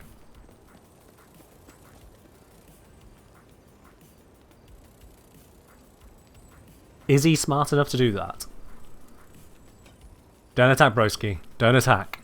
You need to stop me from doing my thing. Build up your deck whilst I can't play mine. Come on, Nicole. Come on. They're really thinking about it as well. They're not sure. There we are. They figured it out. Okay. They figured it out. So, this puts me in a really awkward spot. And what I'm going to do is I'm going to spend this... Find a Fate Weaver, and this is going to make it look like I have basically nothing left to play. They now think they're safe enough to block. They aren't safe enough to block. I keep my creature, they lose theirs. It's a risky move, but it's a way to get rid of another one of their threats. And I need to be taking things out here. I can't let him build up. Oh, this is not getting better. This is not getting better in the slightest. How much have I lost down here now? 2 creatures. Okay, cool. I'm going to pop that down. Now, there's no way you're going to trade the Ouroboros. There's no way you're going to trade that. In what universe, after seeing me use a protection spell, does he block this? He doesn't. Good. Okay, good. There is some sanity left in the world. So I have got the first bit of poison on. I'm 4 hits from victory. Which is not a lot, but it's also so much when my opponent has 2 blockers. And whatever they cast. The fact the forest is just blasting a beam into the sky. I think that is actually something landing. Because this is from the Edge of Eternity. It's a very space-themed deck set. That is something landing at extreme velocity. You have 2 more of those? What do you need them all for? Nice. Oh, that is horrifying news. Buff, and buff. Ugh. Oh, that is terrible. I need some cards back. So I'm going to need to get myself another spare fin, and I'm going to get a Dragon Sniper. This gives him a card, but it gives me more. Okay, so with that, we're now going to go into this Dragon Sniper here. And then we're going to swing with both of these. Because again, he's not going to block with the Override. He doesn't want to lose them like that. Poison, poison. And then, and this you might think is absolutely insane, I'm going to recast Finn, killing the other Finn. And the reason for that is so that he doesn't feel like he can just swing with any one attacker here. Oh no, ah, he wins. I can't block all of this. Yeah. Good game. Motherfucker, 20 damage exactly. 20 damage exactly. Where were my kill cards? I have kill cards for this exact issue of opponent plays cards that I need to kill. Where were they? Give me the button. Give me the button. There we are. Okay, look. So, there's one kill card. Right. I did have a kill card.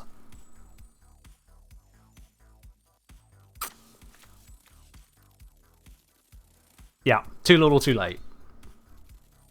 Petra asking if I didn't destroy my other card, could I have blocked? It's not a matter of if on that one, Petra. Finn is a legendary creature. Legendary creatures mean you can only have one of this named creature on the battlefield on your side at the same time. So when I cast the second Finn, I had to choose which Finn do I keep. The other Finn had attacked and so was unable to block. And the reason I attacked is that if I didn't attack, I was never, ever, ever, ever going to get him to the poison counters. So it was my only option to put up enough blockers and maybe get him to hold back long enough that I could do something else. But that motherfucking card is just so goddamn strong in itself. At the beginning of combat on your turn, put X +1/+1 counters on each creature you control, where X is this creature's power. That includes itself. So even on its own, it starts at 1 power, and then on that turn turns into 2 power, and next turn turns into 4 power, and next turn turns into 8 power, all the while giving that same buffage out to the rest of everything he has. To then also have these Innkeeper's Talons supercharge that, because at the beginning of combat, each of them puts a +1/+1 counter on a creature he controls. So if this was just came out that turn, it would go from 1 to 2 to 3 to 4 from the Innkeepers, and then go, hey, I'm a power 4, so everything gets +4. And then next turn, his 8 becomes a 9, 10, 11, doubles to 22, and so on. Which is how that runaway went so insane there. This thing entered the battlefield and then immediately got given 17 counters. Fuck. That hurt. I do have that, what do you call it? That card. I just looked at it in my hand and it's left me. Collector's Vault. I do have this Collector's Vault in here, and this one feels like a bit of a cagey option to have. On the one hand, it is not fast. Not in the slightest. It costs 2 mana to put down, it costs 2 mana to activate it for even the first time. Granted, I get a treasure token out of it, and all it does is it allows me to draw a card and discard a card. But it is about the only option I have for quickly digging through to find more stuff, and even then I only have 2 in here. I do wonder if I can probably swap that out for something else, but there's not a lot of options. There is really not a lot of options that I can swap it out to that wouldn't otherwise make this setup worse. Because most crucial of all is I need Finn. If I don't have Finn, I don't win. And Collector's Vault can help me get to finding Finn just that bit quicker.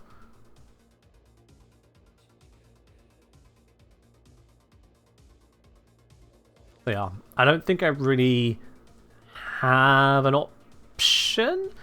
The only other thing that comes to mind is I could go for Rubble Belt Maverick. The problem is that Rubble Belt Maverick is just a Surveil 2. After that point, it dies. I can get a +1/+1 out of it. Maybe that's better than Collector's Vault in this case. Maybe it is, actually, now I think about it. Maybe it is.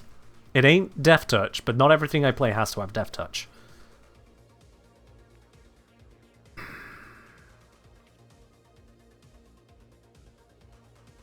You know what, fuck, I'm going to try that. I'm going to try that, just to edit it that little bit. Because Collector's Vault is expensive to make it start to happen. I'm just going to try that.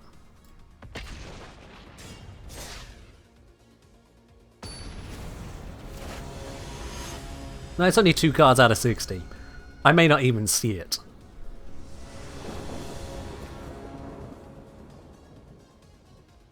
No!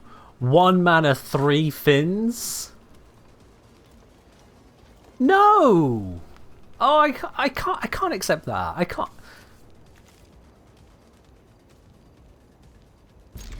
Fuck it, we ball. Fuck it. I've got these.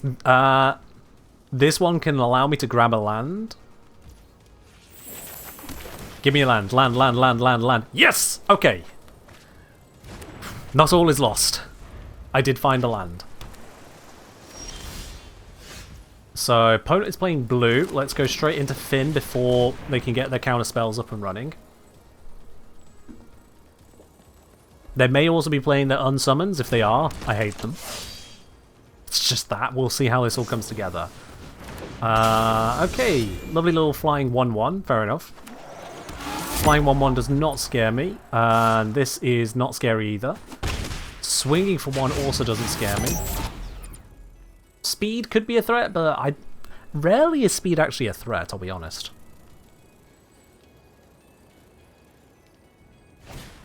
And they're playing something on their turn. Okay. Ooh.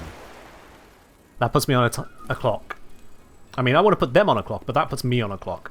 So, Rogue's Passage into Commune with Nature. Find absolutely nothing. I hate it when that happens. Into a Dragon Sniper. And we swing, hit, and start dealing poison. I've spent all my mana there, but that's because I have nothing to cast, so sod it. I might as well get the max value out of what I can do. He's going to swing, I'm going to let the 1 through, I don't care. What is this thing? No max hand size. Okay. Oh, but it does mean if he gets to max speed, he can draw more cards. Wait, don't know my stuff, I need that stuff. We're going to bite down so we can get through him fully. He's tapped out, so he can't stop me doing this. There we are. Can I tell you about the creatures on the side of the screen? Ah, yes. So, on the left is my companion, and on the right is their companion. They are basically just silly little guys that do silly little nothings. They're just there. Cheerleaders, if you will. Okay, whenever you draw a card, each opponent mills 2 cards, and you can make me mill cards. Okay, I win the game. Here we go. Time to win. And they quit before I could even finish spamming the win button. And that's what it's supposed to look like. We just push through them too quickly for them to do anything. That is what it's supposed to look like. It is dicey because it relies on one specific card being on the battlefield. If it's not there, I can't win. So that is a very terrible plan, except for the bit where it works very quickly. So in mono green standard best of 1, it has a chance.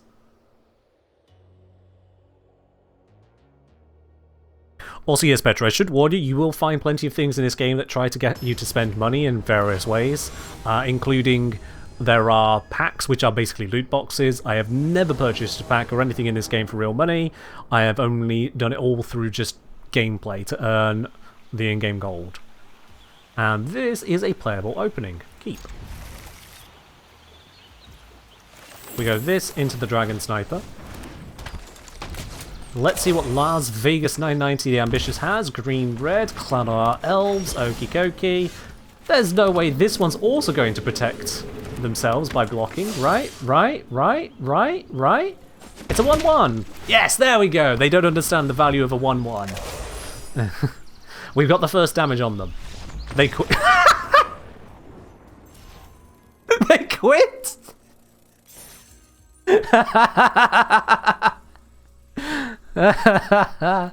And yes, that is a rock with googly eyes. That's the fastest quit I've ever seen. On this particular approach, they just noped the fuck out of there. Alright. Oh boy. They see poison damage, they scoop. That's a first. Like, poison is frustrating, sure, but in standard, it's currently not that strong. Also, oh, that's beautiful. Oh, look at that beautiful, beautiful number. Look at the zeros on that. Oh. Well, we're never going to see anything that beautiful again on this game.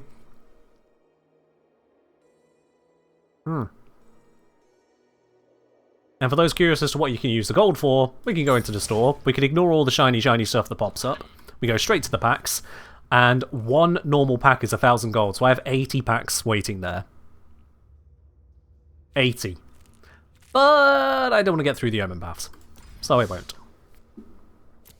Dirty Badger, cheers.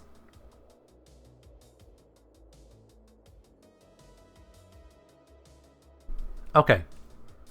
Let us see if the next person can survive more than 2 turns. They didn't even get to their second turn, they just said, nah, I'm good. I'll take the loss, -1. Okay, we got Finn, we got Dragon Sniper, we got 2 lands.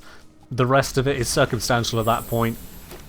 Although a couple communes in such an opening is a bit weak. But it's fine. Dragon Sniper's on the field. My opponent is playing white-black. Oh, that's annoying. He's gonna gain life. What can I do against life gain, guys? I don't have any way to beat life gain. Except poison. Still don't have any protection spells. Oh, Deep Cavern Bat. Okay, what are you going to steal? Is it Bite Down? The difference between normal and mythical packs. Normal packs are normal packs. They come with a guaranteed rare card and then a bunch of others. Mythical packs are basically the same pack, but the guaranteed rare, I believe, is either guaranteed mythic or a rare wild card. They're not worth purchasing until you've basically completed a set. Which means they're basically just not worth purchasing. Anyway, I'm going to swing here. They're not going to block the Dragon Sniper, surely. Alright, block the Dragon Sniper, see what I care. Thanks for the card back. End turn. We got them 2 hits down, 3 hits to victory. Darn! Okay. We commune with the beavers. We grab the forest. We commune with nature. We grab nothing. This is bad. Well done, Petri. Yep. Also, you might need to refresh. Alright, they bring out Beza. It should trigger basically nothing because of where we're at. We're going to see the value of Rubble Belt Maverick here now. Rubble Belt Maverick. Go ahead and surveil exactly what I need. Yeah, resolve. That is good. That is not good. There we go. We play our forest. We bite down. You can perish. And then we might as well get 1 damage in because, hey, it's not like they're playing a life gain deck.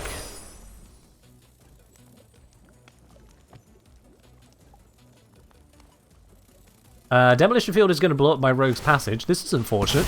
I like having that one there. It allows me to deal damage even when they have blockers. But oh well, I guess I'll just put... Oh, you motherfucker, that's going to make me shuffle. You motherfucker!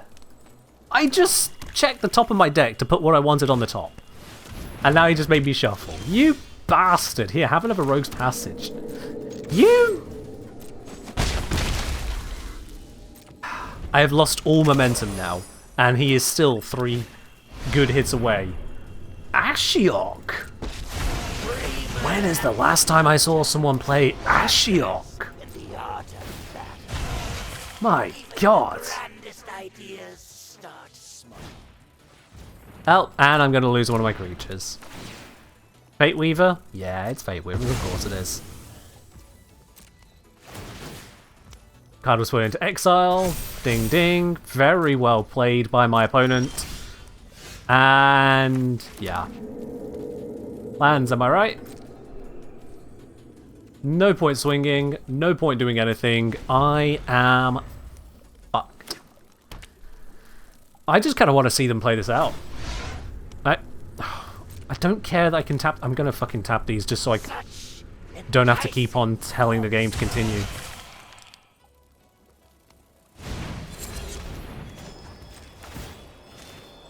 I'm just going to spend my mana so it stops asking me if I want to spend my mana. There we go. Exile all graveyards. With a Virtue of Persistence? Fair enough, yeah.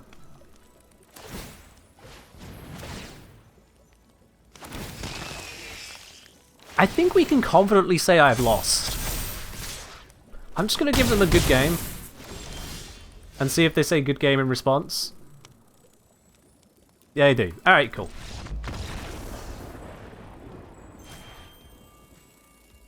Yeah, I got absolutely shafted. Black-white is a terrible matchup for me. Terrible.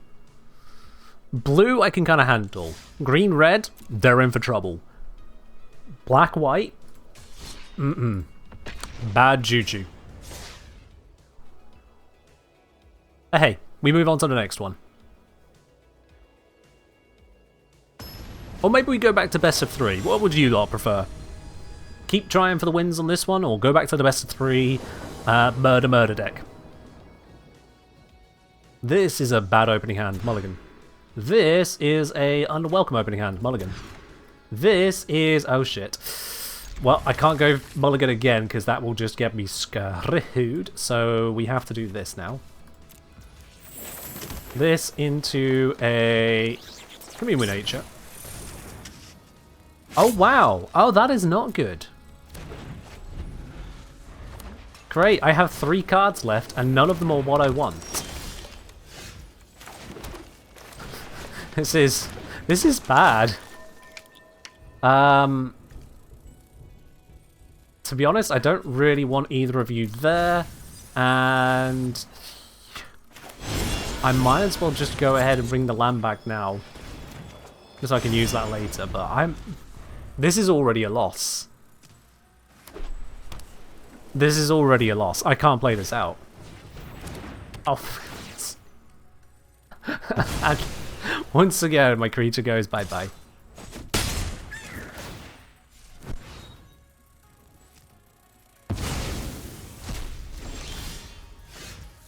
I'm just going to good game out of this. I mulligan. Finn didn't show their face. Fun fact, I can calculate the chance of that happening. So we're going to. Because I also then cast 2 different cards for looking deeper into my deck of things, and still didn't find Finn or anything to replace Finn. This is a 60 card deck, and there is a website I have found to help with exactly this. I'm going to bring that up on the screen, give me a second here. Here we go. In a 60 card deck, with a sample size of 7, which is 7 cards we draw before choosing mulligans, with 4 possible Finns, successes in there, and we just need 1, the chance of that happening is 39.9%. So, a 40% chance of success. If we take then our other situation, we got 60% chance of failure times a 60% chance of failure, and then on the third try, we don't just have a sample size of 7, that was the 7 cards at start, we then also looked at 1, 2, 3, 4, 5 cards from the Commune, 2 more cards from Rubber Belt Maverick, and 2 more cards from Draw. 16 cards looked at, the chance of seeing Finn then is 72.2%. So the chance of not seeing Finn is 27.8%. The combined chance of that happening is actually surprisingly high, I'll be honest. It is 10.008% chance. So a 10% chance. There is a 10% chance I can get to turn 2 or 3 and still have found 0 Finn and just basically go, welp. And that is why that deck is very, very swingy. Very bad. Funny when it works, but yeah, a pile of shit otherwise. So let's dip out of that.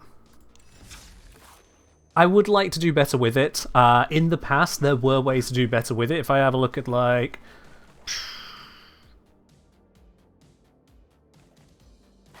That's a Brawl deck, so that's different. No.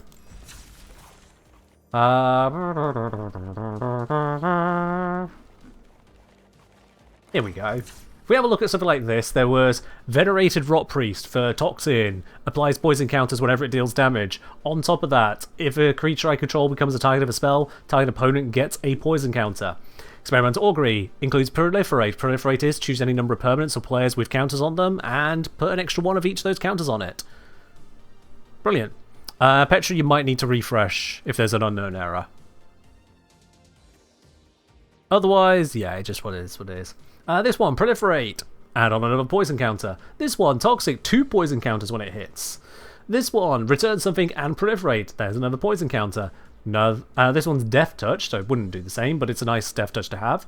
But it's then also got Toxic, poison counter. Tainted Observer, Toxic, poison counter. Mockingbird, copy all the other things that have poison counters. This gives it Toxic, poison counter. So yeah, you can look at all that. Oh, Mirrex that creates toxin things. So you can see how previous decks had a lot more options.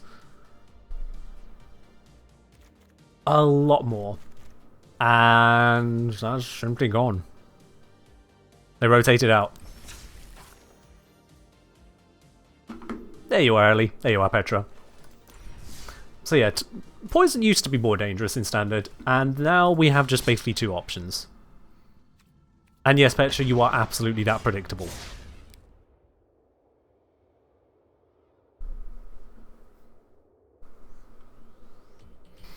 Okay, well, enough complaining about Metoxin. Let's instead go back to good old reanimation BS. Against Gabri the Mighty, and we get to play first. 3 lands. I don't like the cards here, but I do have enough to play with. So I'm going to keep this, but it feels wrong. And in this, I'm going to open with the Surveilled, straight off the top there. Bit of Triumph, I want that. So we'll leave it on top.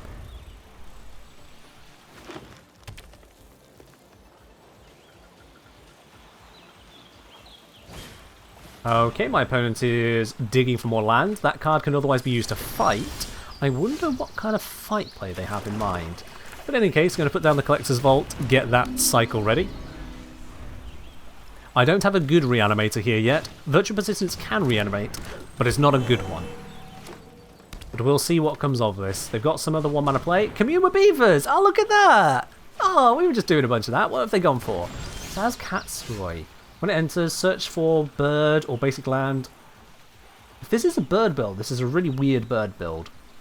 In any case, I'm going to cycle Collector's Vault and discard Valgothoth which will now terrify them. And then I'm going to use that treasure token to immediately kill the Lanois elves, just to take away their ramp, albeit at the cost of mine.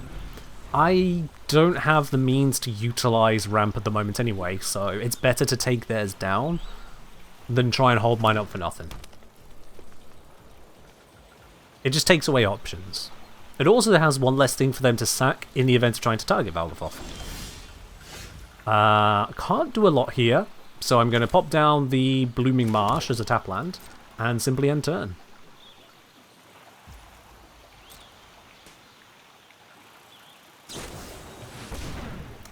Search for land or town, and then put a counter on a creature, but he has no creatures. I did the right thing. Lando saying Infect is the worst. This isn't Infect, it's just poison. Well, the other deck was. It's just poison. Mossborn Hydra, this is terrifying. Okay. We're just going to let that build up a little bit. Yep, out comes the next cycle. There it is. Resolve. Now this looks bad. It could look worse. It probably will look worse. He's still got a 1 mana play. I don't know what it is. We're about to find out. Here it is. And now let's just destroy that. Discard a card, destroy this. Goodbye Valgafoth the second. And his big creature that's going to just grow, grow, grow is gone. Lando, mono green landfall is honestly far more toxic than poison. I swear. Okay, again, I'm going to do nothing on my turn because there is nothing I can do. I have removal and an unplayable card. So we're simply going to end turn. We see what he's got next for us. That's his Chocobo. Alright then. Out comes Saj. Yep.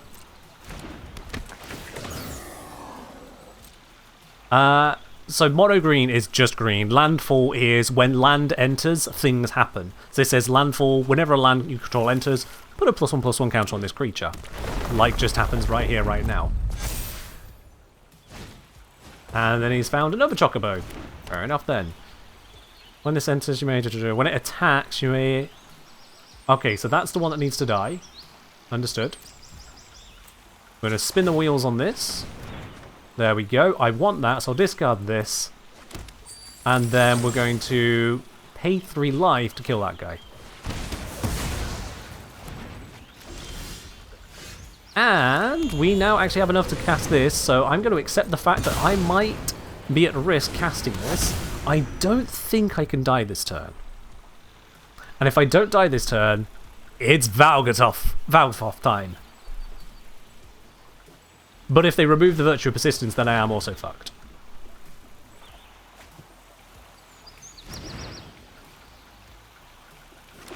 Okay.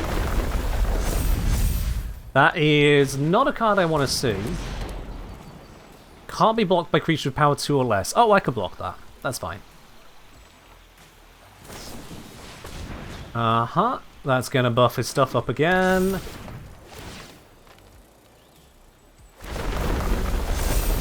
Okay, that's too big for me to block it with Valgafoth safely. Which is not great.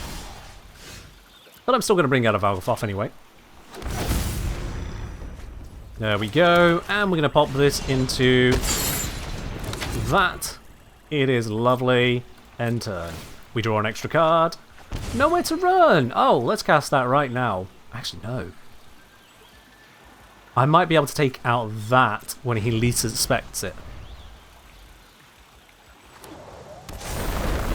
Uh-huh. Go ahead. Resolve, resolve. Get all your buffs. He does it again. He's going to be out of options. He's just going to have that. He's going to think, haha, 10-10 versus Valgafoth 9-9. I can handle that. So he's going to swing with everything. There it is. Oops. That's actually a little bit weaker now. And now Valgafoth can safely lock it. Kerthonk. I take a bunch of damage, I heal a bunch of health, I pass to end turn. And now I'm also going to take this. This is mine now. Thank you. Hey look, a land. Buff. Hey look, Actually, wait. I should have done this. Yeah, it's fine. Let's bring on Monarchy Forest. It's a land. Do I play this? Yeah, why not? Bonk. Let's play this one. Bonk. Explores. That can go into the graveyard. That'll be a neat trick for later. And whilst we're at it, another creature.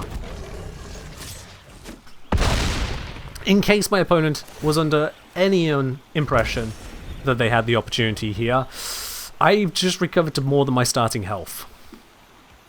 It's alright, Alice. You've been very, very busy over in the, what's it? The Eve cluster, ain't you?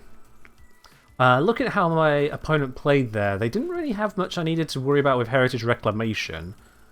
So I don't think I need to worry on that side. I think what I'm going to want to have is a couple cheap blockers. Because they've got some dangerous stuff. So playing some things that make them go, oh, shit, is what I want. This is not a good early game, but it can get somewhere. So I'm going to play it. Let's keep this. They get to go first, so I need to go Intimidation Tactics turn 1. My turn 1. Because, actually no. The really dangerous stuff doesn't come online until 3 mana. Now if they elves, then I have to do this. Nope, it's Bushwhack, so I've got time. Because I've got time, I'm instead going to go into the Maverick first. Start digging. That can go down this. I don't need more of that. They can both go down. There we are. So now we've got a reanimation target. This is good. We just need a reanimator. We are 1 card away, plus land, from what we need. Yep, you can do your Chocobo stuff. Chocobo is of no concern. Maverick can chump block it, and chump block is all we need. Just hold the line. So what we're going to do now is have a look at what they're planning, take away the most crucial part of it, that is going to be the Mossborn Hydra. So that is no longer an option. And then we can send it Scout. Into a Dire Sight? I will take that. I will take that. You had surgery on Tuesday, Elsie, though. I hope the surgery went well. Given you're here, I'm assuming it did, but all told, I hope it went well for you. And that whatever is the cause can kindly stop being needed. So here we go, typical landfall stuff. It's going to go buff, buff, and buff. If I'd left him to be able to play, where's it gone? That, this would double rather than +1 each time. So, very glad that that's no longer there. Oh, he's found a new one. Shit. Okay. 3 damage. I will happily take 3 damage. We'll keep the blockers for more damage later.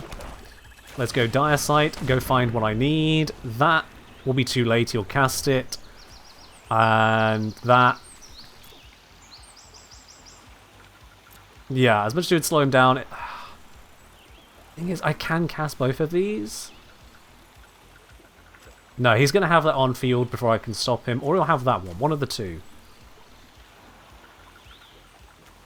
Tell you what, I am going to keep the Intimidation Tactics. I'm going to put the Dragon Sniper away because I need to get to my win con. That doesn't get me to my win con. God damn it. No attacks.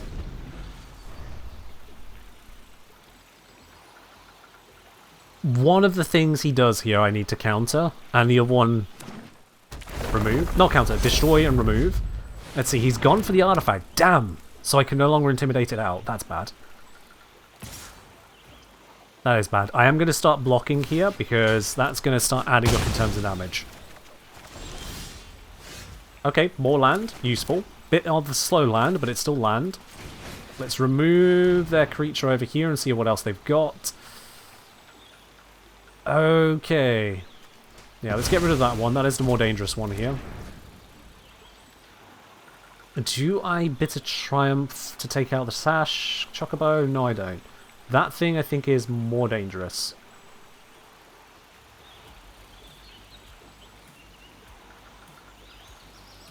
Yeah, that one's more dangerous. I am running out of options here. Oh, this is going to start increasing the number of birds I have to deal with. That's not good.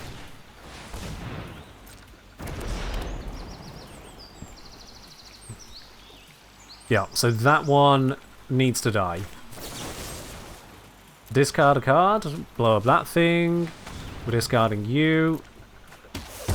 And please, game, it's about time that I see a reanimation card. Nothing else is of use to me. I need that reanimator. That is not what he wants to do. There we go. I am going to block that one. Oh, for fuck's sake. I am bleeding out here. I don't need removal. I mean, I do need removal, but I don't need it that much. I need answers. 5, 6, 7, 8. If a land enters 9, 10, 11. I'm going to take so much damage here. Reanimation! Okay, we do have it. Next turn, Valgafoth enters the battlefield. The game is not over. Now he is about to cast that. That's going to make him a lot more dangerous. And there's nothing I can do to stop that. It is tapped at the moment. Of course he draws a land. Pass to attackers. Incoming lots of damage. We're going to pop this down. To reduce the amount of damage we take from 12 to simply 5. There we go. Okay, this swamp is not particularly useful, but we can spin the wheels on this to grab the Tulpa. I thought it was a Valgafoth in here. Shit. Alright, well, in which case we are going to buff that up. I'm still bleeding up. Oh no, wait, actually I can't block enough here. He wins. We go to our final round. Yeah. I literally can't block enough here. He's just gone too wide on me.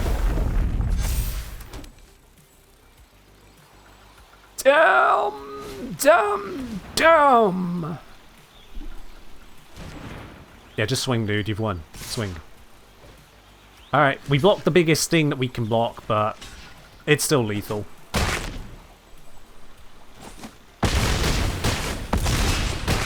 Yeah, minus 11. That'll do it. Okay, I don't really have a better answer to this, do I?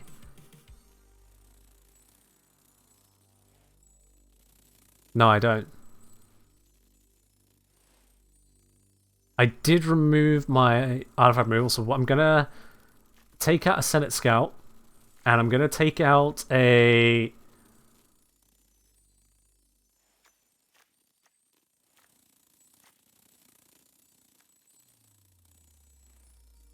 I'm going to take out the Senate Scout, nothing else, put in 2 Heritage Reclamations there. The land base should still work out. Is best of 3? This is best of 3, yeah.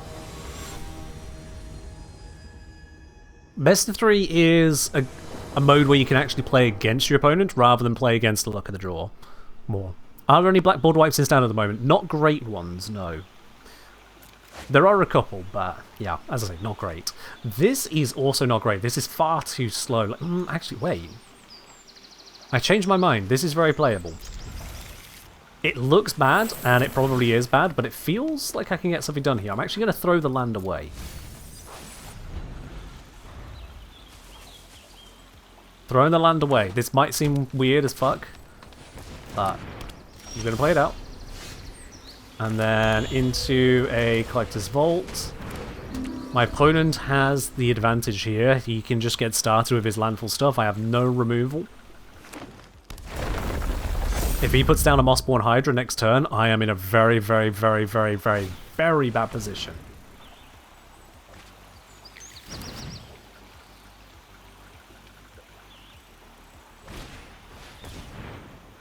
Come on, world. Be nice to me. Okay, he's finding bunches of land, so he's not going to miss a land drop for the next few turns. We have our reanimator. Okay. Let's surveil. Land away. That's nice, because if he doesn't play something, I can remove it before it hits the field. I'm going to keep that. We have a dragon sniper, so we do have another turn to block with, as it were. There's the fucking Mossborn Hydra. I really didn't need to see that right now, but of course he has his stuff when he wants it. Okay, we open with the intimidation tactics. See if he's got anything more in there that I need to remove right the fuck now. Not a lot I can do. That's terrifying, but it is what it is. He's got no sack land, so that does reduce the amount of damage he can deal to me here. I am going to spin the wheels on this. I don't need another level die, I'll be honest with you, so I'm going to check that away. I'm going to now open into Rubble Belt Maverick. Surveil 2. I don't want you. That can save my ass, I'm going to leave it there. And then... Oh, but I won't have the mana to cast it with if I put Dragon Sniper down. Shit. Okay. Just going to hold the line on this one. Hold the line. Come to think of it, maybe I should have kept the other level die so I could kill the Mossborn Hydra with it. Maybe I should have done that.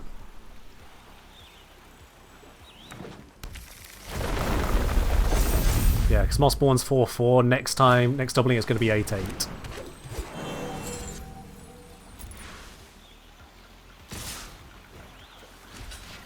We block because I need every hit point I can get. Yeah, I made a mistake here throwing away that other level die. I have to blow up the Mossborn Hydra right now. I have no other choice. I can't even dig for extra cards on the chance that I might find what I need. I have to do this now. Wait. Yeah, because the thing I need isn't in the graveyard. I have to do this. I hate that I'm doing this, but I have to do it.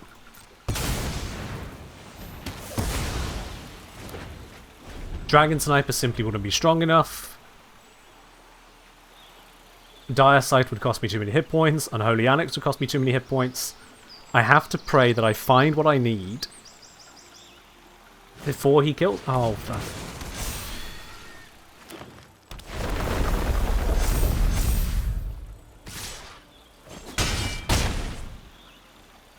It's been fun, chat. It's been fun. By a very peculiar definition of fun.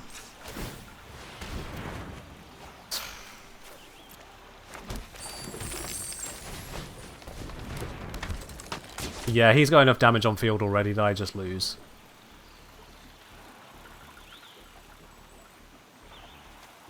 I do just lose. I'm going to blow that up. Not that it matters. Pop that out at the cost of my treasure token, because again, not that it matters. Maybe this will threaten him into not attacking, but he's just going to swing and win. Oh, and that makes it even more powerful. Yeah. Good game. No blocks. We're done, yeah. I just couldn't find what I needed. I went through 18 cards there? No, 19 cards, and not a single one of those cards was a suitable reanimation target. 19 cards for 0. I mean, there's only so much you can do. There really is only so much you can do on that kind of thing. It is the sheer weakness of combo versus something like Landfall. Landfall doesn't need specific cards. It just goes, land? Yeah, I got 24 of them. Land, land, land, land, land, land. So long as they can get 1 or 2 things out that scale off a landfall, they're loving life. Me? I need to get some kind of combo of events to work together. A lot of ways I can do it, they just didn't happen. This is a very risky take. I'm going to take it. But it's very risky. Again with the Lanoir fucking elves. Jeez Louise. Then it's Scout, Surveils. I don't even know if I need that yet, so I'm gonna keep it. I literally don't know what I'm up against yet.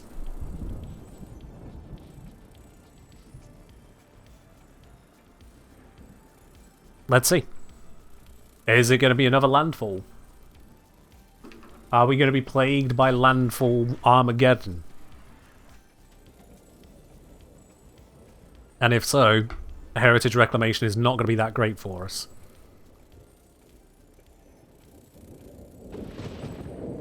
Our opponent is thinking very, very, very hard about this.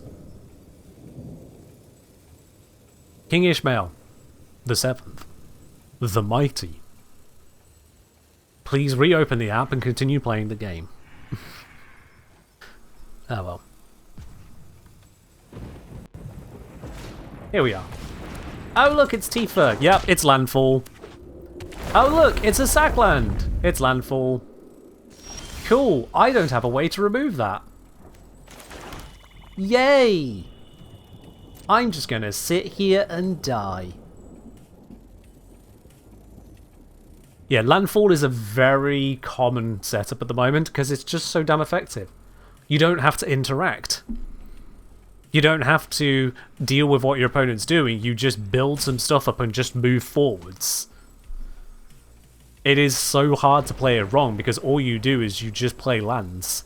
And especially because they've got multiple things with innate trample and innate doubling. Tifa's got it, and that Mossborn Hydra's got it. You just go land, sack land, into land. That's double, double, double. Any combo like that'll work out. No attacks, of course not. End turn. I didn't even realise we're still on my turn. Because it's counting down on their clock.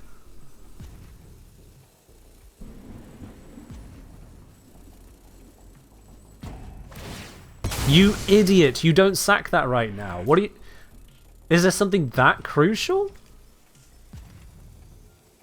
Really? There's something that crucial? I suppose if... I can't even say to play Mossborn Hydra. Do they just not have another land in hand? You're a landfall deck, of course you have a land in hand.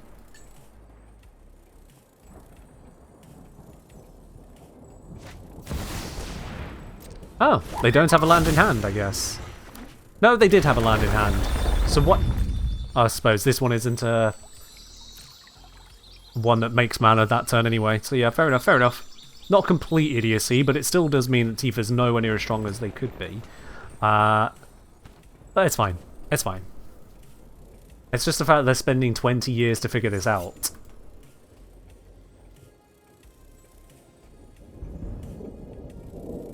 So that's not a land, that's not a land, that's not a land. Because if they were lands, they wouldn't have had to have... Yeah, forests. None of those are forests. If they were forests, they wouldn't have popped that last turn. So they're now spinning the wheels on this, which will make Tifa 8. Tifa's going to swing at me. Oh, sorry, no, that doubles it, doesn't it? It's 16. Fuck me. Look at this! It's turn 3! Turn 3, they've got a 16-2 trample.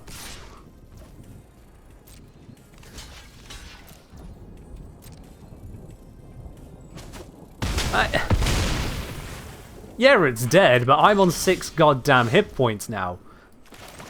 I don't have removal, and this is going to cost me my remaining hit points that they just win, so... Fuck. Oh, and I'm the one who can draw forest. I'm just... Fuck it. I literally can't come back from that. Even if I drew removal, it wouldn't be enough. What the fuck do I do with that? What the fuck?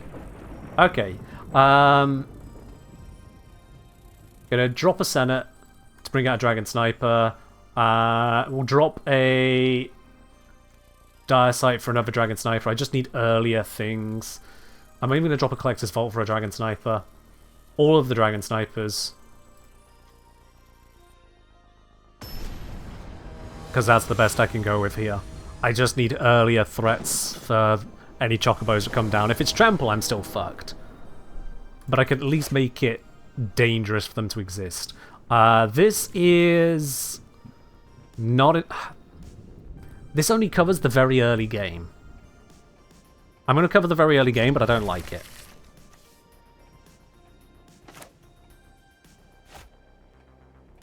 If they mulligan, this is great news for me.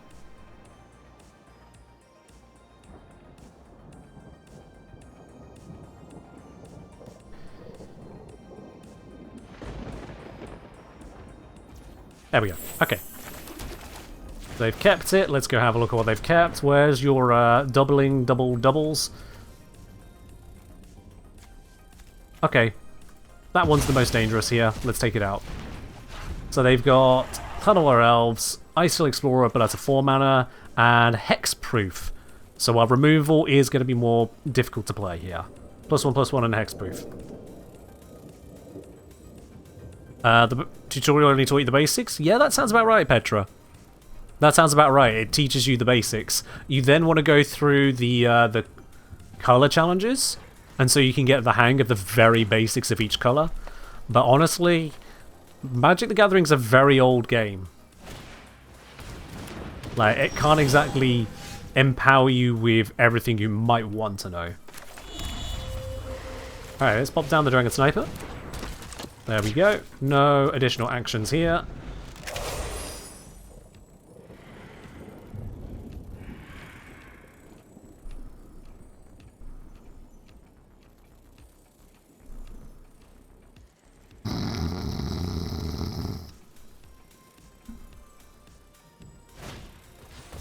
Wow. Okay.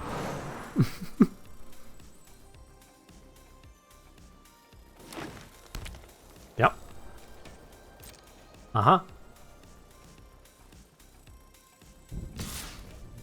Oh, okay. Let's bait out the 1/1 buff on it. Go on.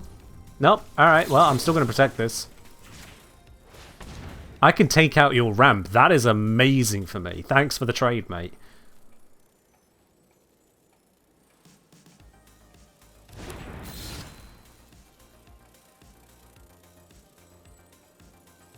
I didn't think they'd just sack their Clanor Elves like that, but yeah, I can just take away some of their mana. That's an easy win. Well, not a win, but it's an easy buff for my situation. This is the best I've got to play, so it's just what I'm going to have to play. It's a very slow option, but it is an option.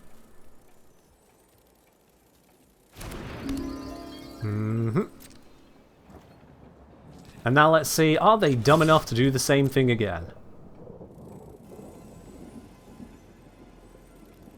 I'm attacking here because my Dragon Sniper has Vigilance, so it can still block after attacking. And I have a protection card, so that if he does block here, I lose nothing. Other than the protection card, of course. But, turns out, yep, no, he's not going to block. He's not going to make the same mistake twice. I get to deal 1 point of damage to him, as a little bit of a moral victory.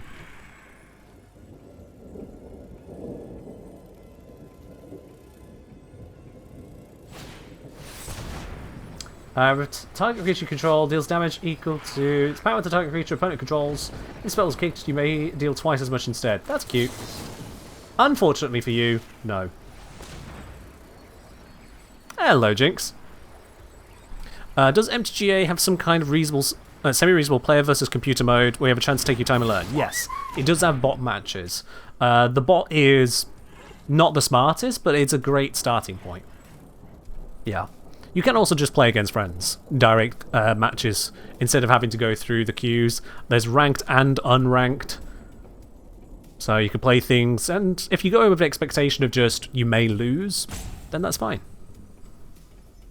On average, equal skill players will lose 50% of the time to each other. So it's just kind of how it is, really. Alright, let's spin the wheels, because I'm finding absolutely nothing useful.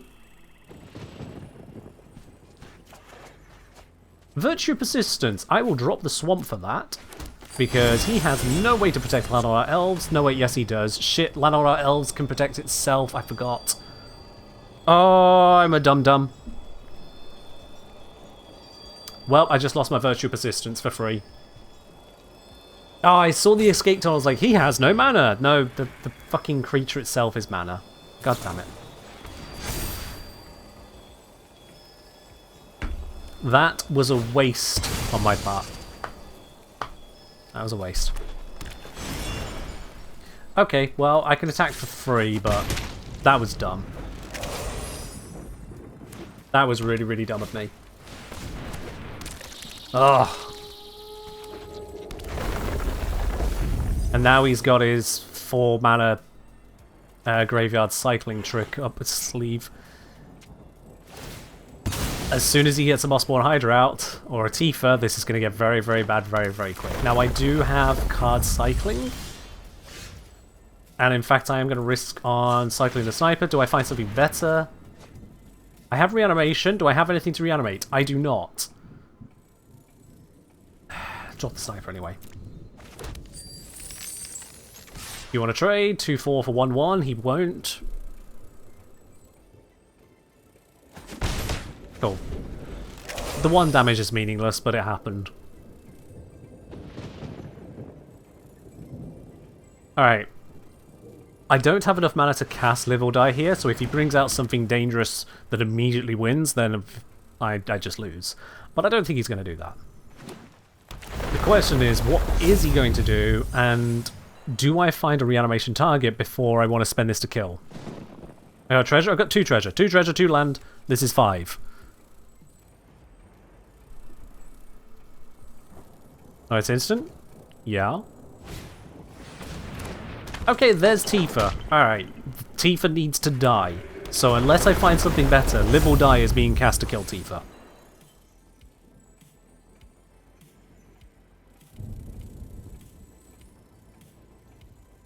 Fair do, Jinx, fair do. You're not familiar with that one? Which one? That one or this one? You can mouse over them on stream, Alsu.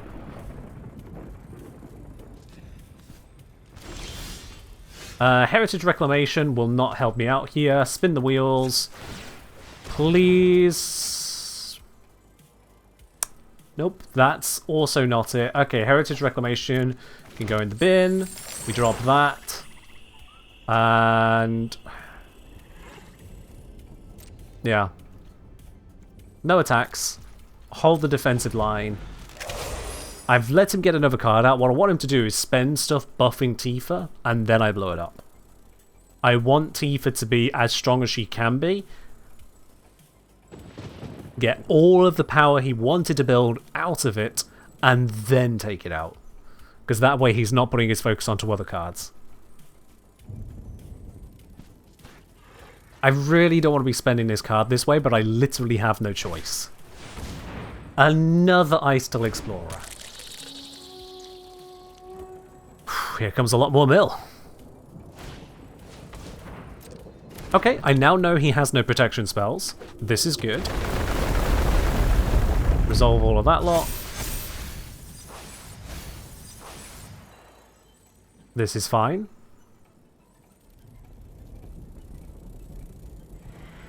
Oh, I'm so daft wasting that fucking...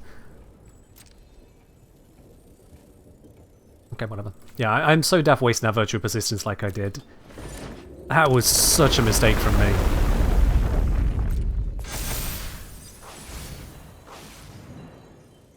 You can't even see the Fox Companion in-game? Well, I mean, if it's on the left, it's mine, but that's a fairy. If it's on the right, it was the opponent's, like I said to you, Petra. I don't know where they got it from, but they had it. It was the opponent's one. Good God. Dude really thinks he's got a win con here, doesn't he? And to be honest, this is a lot of buffing going on here. Hellfire. And I still haven't found my win con.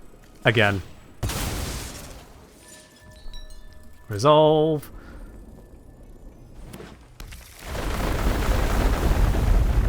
You see just how consistent this is. Not sure I can get it anymore. I do have a chance still. Pass to attackers. Let's see, is he swinging with everything or just Tifa? Just Tifa, that's good enough for me. Good night, Tifa. 32 damage with trample, denied. Okay, now I can't find my win con in time.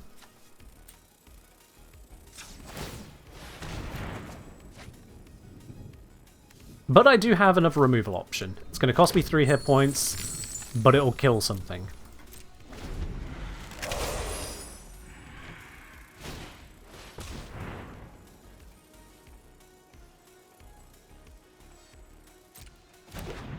Just another one of these. Yeah, resolve all. Go ahead, do your thing.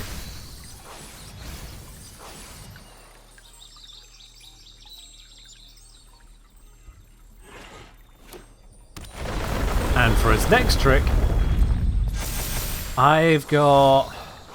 That's going to happen again, that's going to happen again, so he's going to have another 2 triggers of all of this lot. Yep, resolve.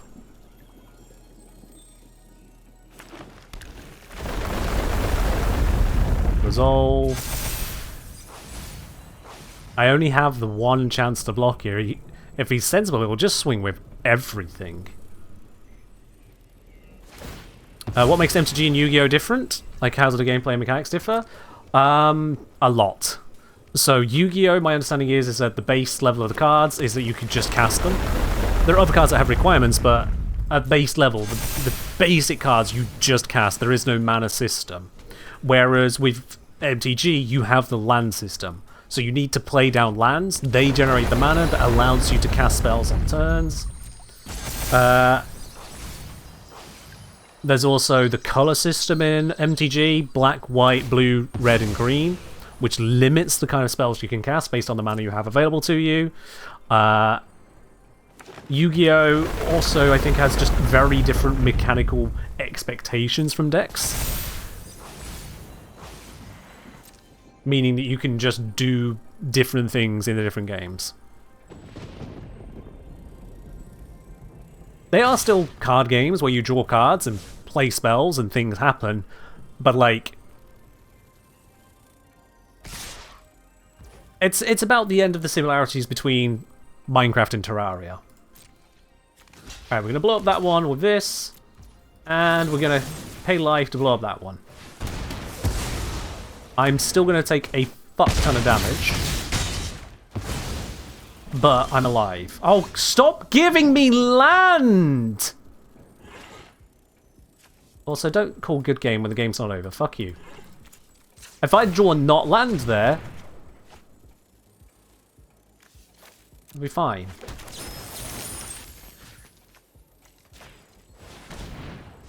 I don't think I can win from this point. No. Bro, what the fuck is this? And I still don't find anything I need.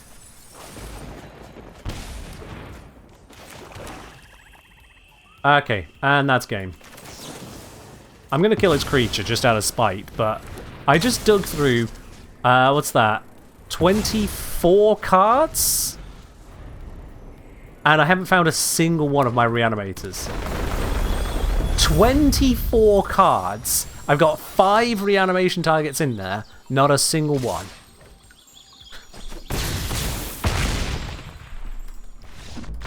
Fuck. There was not a damn thing I could do there. I was merely a... what do you call it? A observer. A witness to my opponent playing landfall. The game decided no.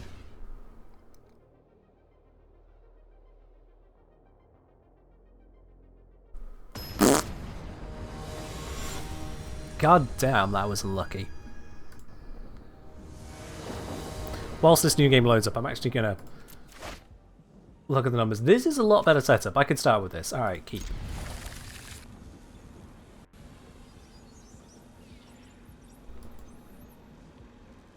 So the chance of me not finding any reanimators whatsoever there was actually a still surprising 8.2%.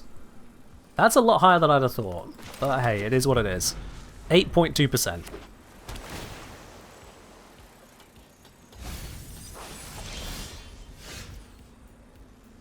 I can't actually cast anything yet, so... Well...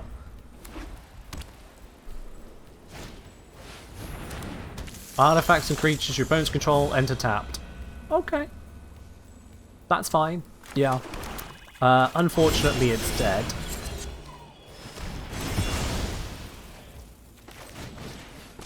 And here's this. No, there's no limit to how many monsters you can have on field.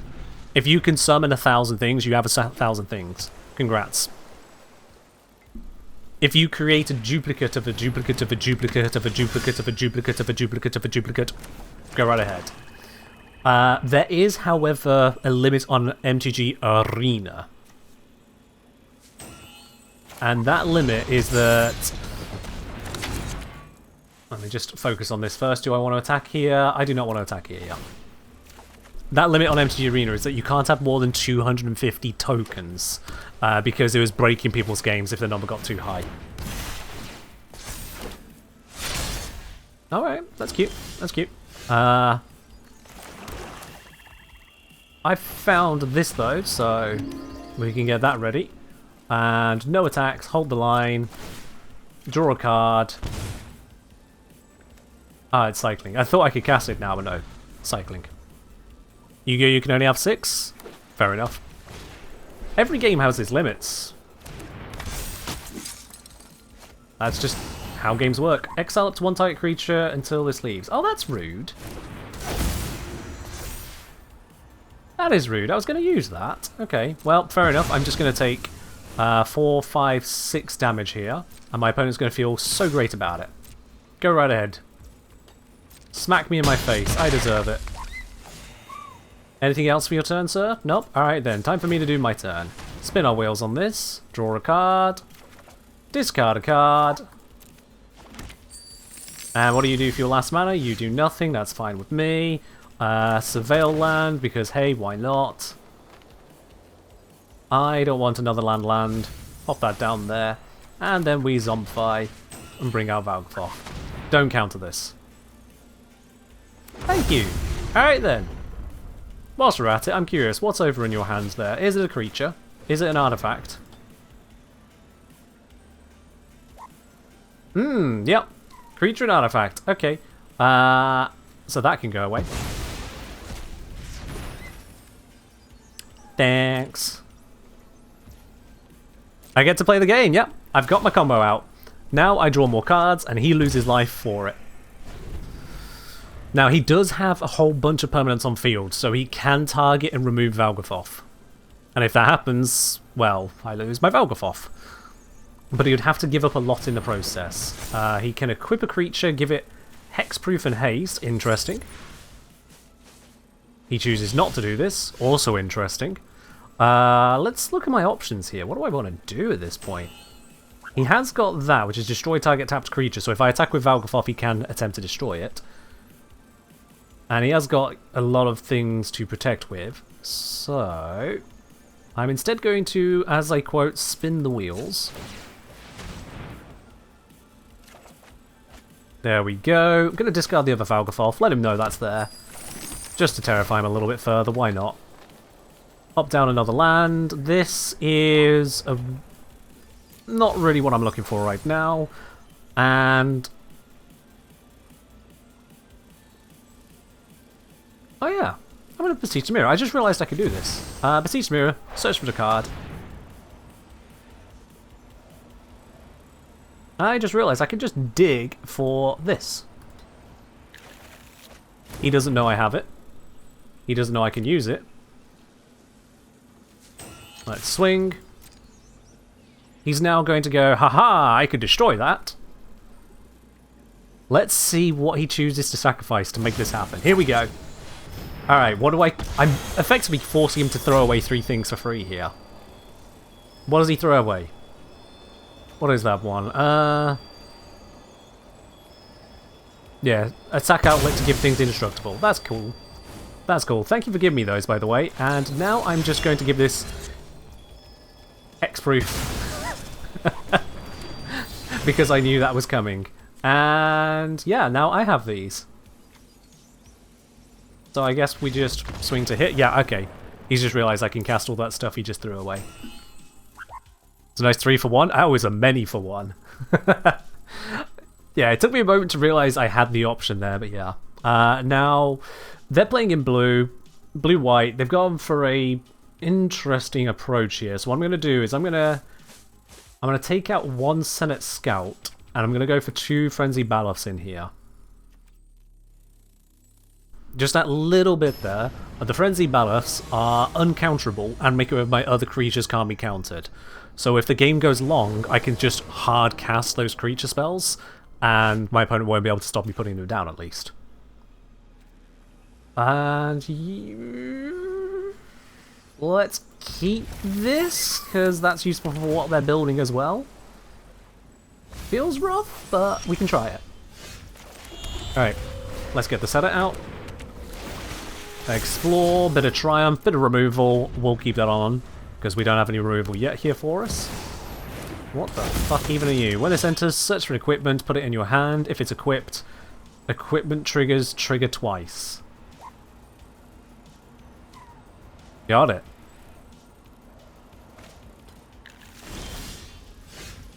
Got it. Okay, can that equip straight away? No, it can't, so I do have some time here. That's good. Rubble Belt Maverick in this situation. Nah. Find me something better. There we go. And I can just swing, because he's not going to trade. And he's not going to build it up just yet. So we swing, we hit. And now we Intimidation Tactics. Let's have a look at what he could play into here. Bunch of land. Whatever this is, it's not really that concerning. And then that artifact, which is draw card and cast. Goodbye card advantage, goodbye equipment triggers, goodbye freebies. That's a big fat round of denial right there, and it's just what I needed. And this is a beautiful follow-up. Okay, cool. Now I can get my card advantage going. I'm going to hold off on the attack this time. Okay, more removal. A little bit excessive, but we have it. My opponent's got 2 cards I don't know about, so we'll just see where that goes. My options aren't great here, so I'm actually going to use this to buff this. There we go. No attacks, end turn. Okay. I was kind of hoping, you know, other stuff to turn up still, but it's fine. This enters, it does a thing. Hero Artificer, fair enough, pass to attackers. What do you want to swing with? He wants to swing with nothing, fair enough, let's see. Can I take out anything worthwhile here? Let's just do this with a discard of a card. Blow up this one. Just because it's got the double effect on those equipments I don't want him to be able to do. From here, I don't have anything in my graveyard worth dealing with yet, which is really frustrating. I could beseech the mirror to go find one, but then I'll be exposed whilst waiting for that to happen, and I still don't have a reanimator card either. So my best option, I think...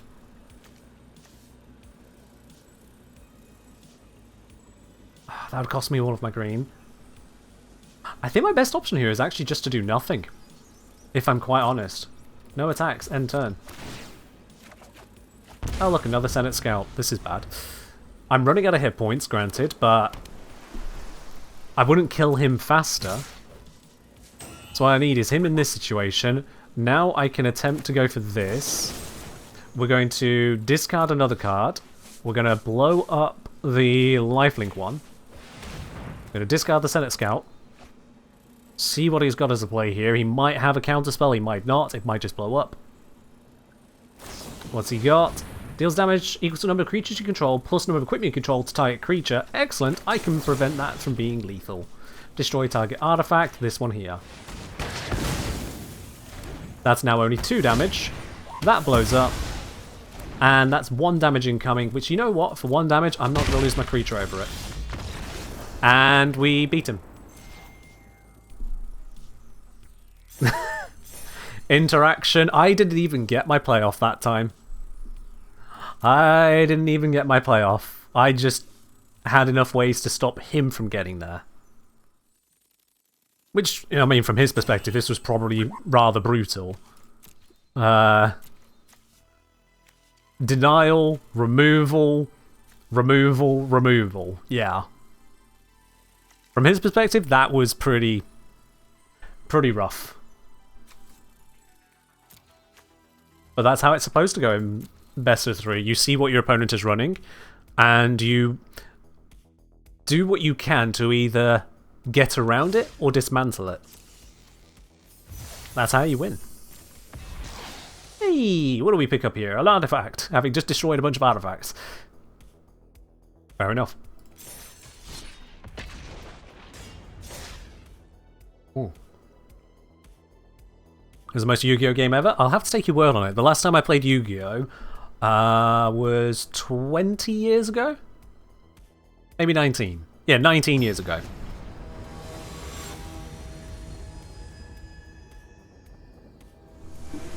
It's been a minute.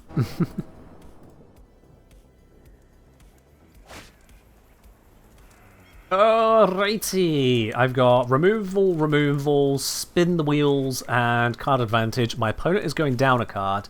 You know what? Let's take this. Let's take this.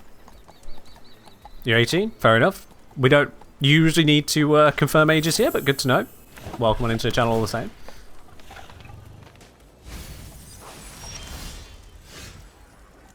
Here we go. Now Brother Oni's going to start crying over it.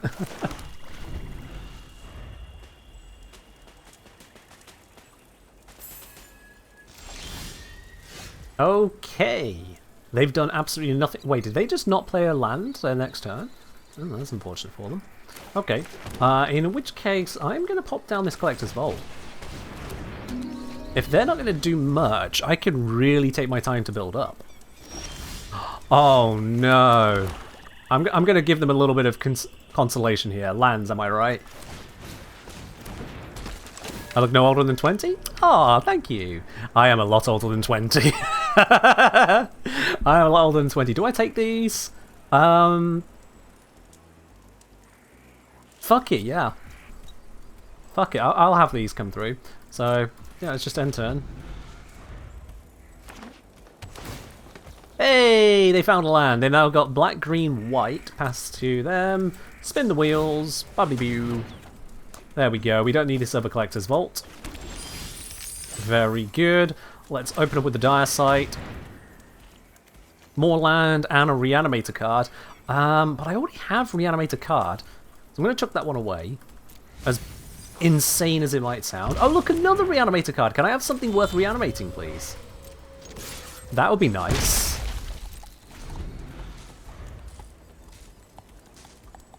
There's 5 of them in there. Deep Cavern Bat, not a fan. We're going to just immediately destroy that.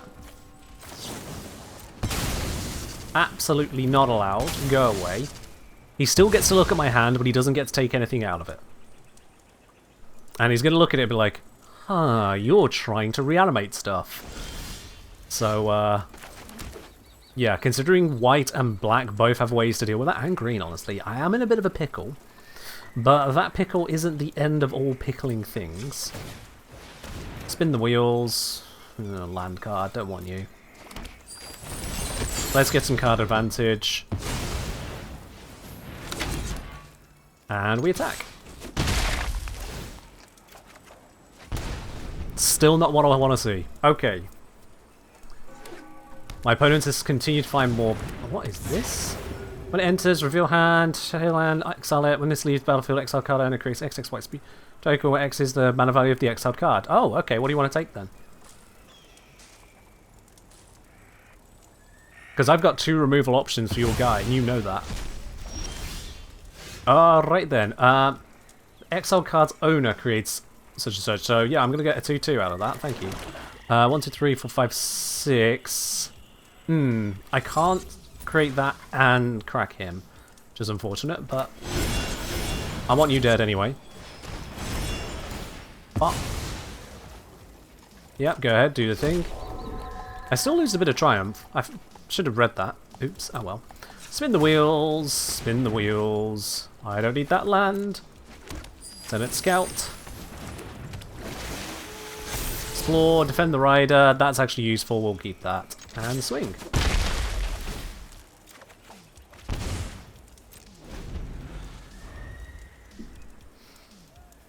We're doing well.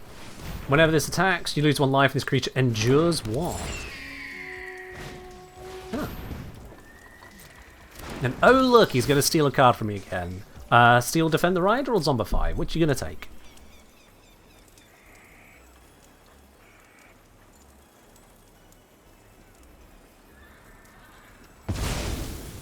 Defend the Rider. Fair enough. I lose my protection card. I've got 6 mana available to me. Let's spin the wheels. What do I find? What do I find? Bit of Triumph. Interesting. Okay. I'm going to get rid of the land card then. There we go. I do have enough to still crack open this instead of Bit of Triumphing, but... yeah, nah, let's just... let's get rid of that before it builds things I don't want to see, to be honest. So, I'm going to pay the 3 life, blow that up. Swing. There's no way he's blocking, so we do get a full 5 damage on him. I take 2 damage, and I'm going to take another 1 minimum from him. Could be a lot more, we'll find out. What's this? Okay. Yeah, that's another thing we're going to want to deal with. Spin the wheels, spin the wheels. What do we find? Where is the... I'm not mad, you're mad. Like, seriously. Oh. There's nothing worth taking over here, is there? No. No. None of that's worth it, so... pop this, get that creature out, and then pop this, pay the 3 life, kill that thing, before it even begins to be a threat. Bang. Swing for 5 damage, and then I heal 2, he loses 2. And I still don't find what I need. Come on! I've not seen it be this inconsistent so many times over. And my opponent still loses. I didn't even pull off what I wanted. Come on! Okay, I don't really have a good answer for how or if I need to change anything here to counter my opponent, so I'm just going to play as is. Yeah, just going to play as is. Now, my opponent does have a plan to deal with me, which is concerning.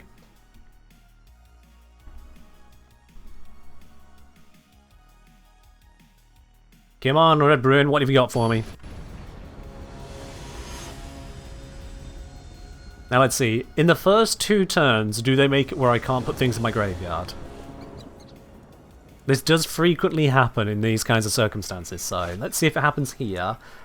This is a pretty solid opener, so I'm going to take it. Surveil, okay.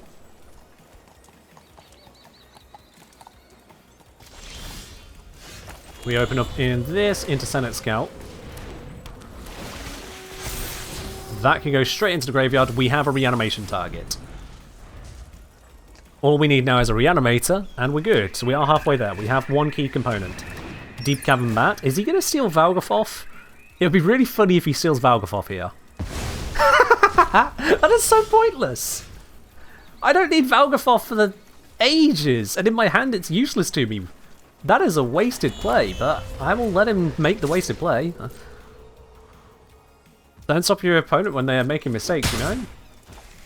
Let's pop this down, do a little bit of cheeky surveil. And yep, we don't want either of you. You might think, oh Ken, don't you need enough land to cast it? Yes, but I can get the land. More important is actually getting what I need to do the casting. I need the spell. Land can happen. I actually run below average land in this deck because land can happen. Okay, another Deep Cavern Bat. You're a lucky sod for pulling that one off. What do you take from me this time? Bit of Triumph or Dire Sight? Bit of Triumph, makes sense. When you play the bat and you see removal, you have to take the removal. It makes sense. Okay, see what I mean about the land? Very easy to find it. Let's Dire Sight. It's going well, Queen. By a certain definition of well. I don't need that land again. Jesus fucking Christ on the land here. Now, this is a damage race I lose at the moment because my opponent is actively healing. And now they have that thing. This is getting worse for me. This is getting much worse. I'm going to pop this down. It's going to hurt me even faster. And I'm going to stop attacking because I need blockers. Where's my reanimation cards now? I have a bunch of reanimation cards. Oh no, this is bad. This is really, really bad. He's going to start generating a lot of power. Yeah, that's a win next turn.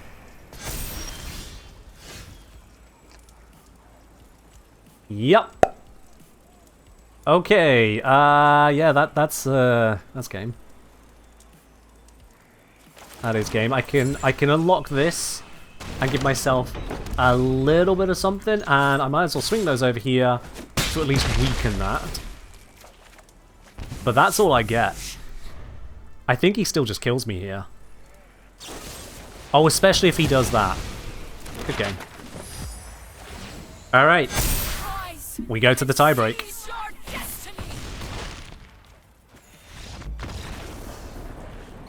14 cards didn't find a reanimator. I'm not having the best of luck on this. I might need to mulligan a little harder here. I've been taking some seemingly good hands, but I've been shafted on getting that final element.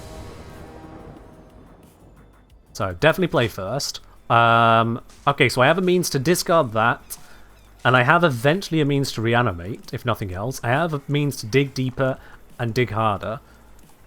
This feels like a good hand, but I said that last game and I lost. So let's find out what happens this time. More land, beseech the mirror. Let's do those the other way around.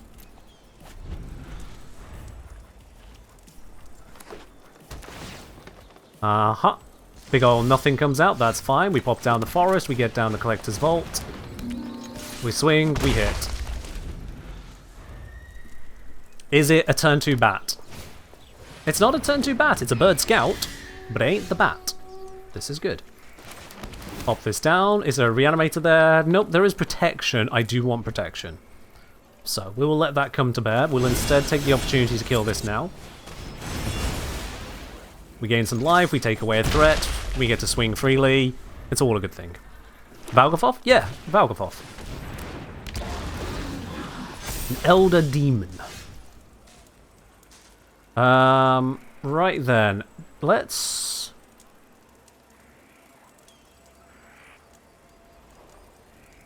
hold. No attacks. No actions. Hold. We see what my opponent has to do here. My next action entirely depends on what my opponent does during this turn. They're going to swing. Okay. I am going to not block. I'll keep the creature.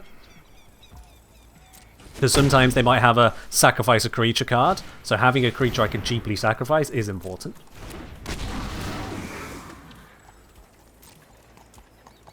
Yep, you can do your thing, that's fine. Pass to end step. Those will trigger. I'm going to spin the wheels on this. And discard Valgafoth. There we go. Resolve, resolve. My turn. I was hoping I drew land there, so to do it this way I'm going to have to get rid of Collector's Vault. I don't like doing this, but it does get me Valgafoth right now. So we auto-pay that, we sack the Collector's Vault. This is part of why it's even in the deck. I get to scroll down here. Oh, not that far. Zombify is a 4 mana card. Because it's 4 mana, I can play it for free from having bargained out the casting. Valgafoth is now on field. In order to target it, he needs 3 non-land permanents. He doesn't have 3 non-land permanents at the moment. Thank you for the land. I can use that. Okay, he destroys a creature, but I now get a removal card. Wait, you can still cast that? How did you cast that? He had 1 mana left, I thought. Motherfucker! I thought he only had 1 mana left. Did I miss that? Well, fuck, I'm in a bad spot.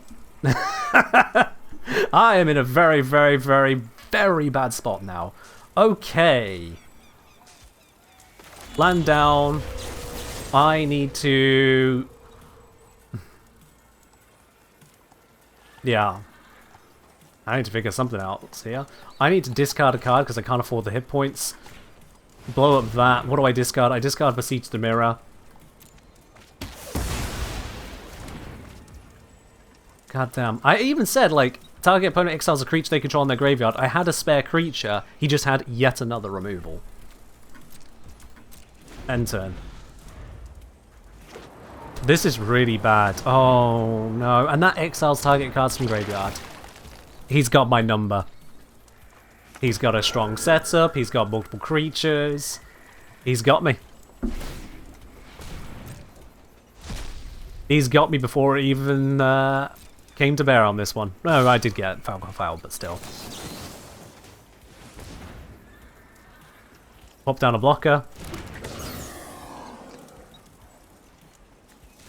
It's the only thing I could do to not take 5 damage right here, right now.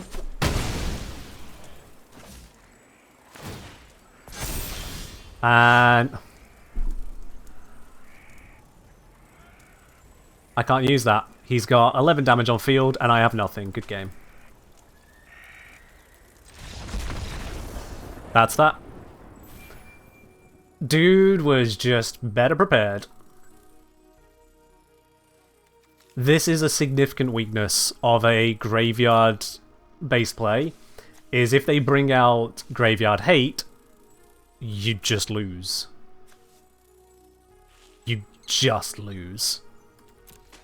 And he didn't even play all that much. He removed 2 creatures. That's it. That's all he did to me. He removed 2 creatures.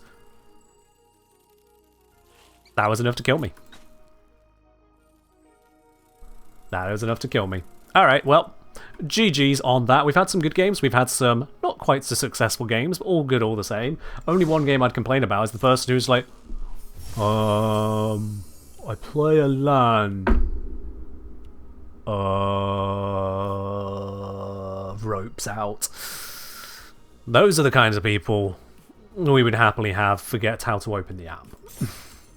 But aside from that, overall, not too shabby as these things do go.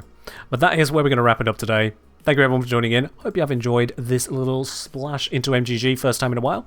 We'll be back onto Warframe on Sunday for more of that good old stuff. But for now, my throat needs a rest. I'll see you in the next one. Bye-bye.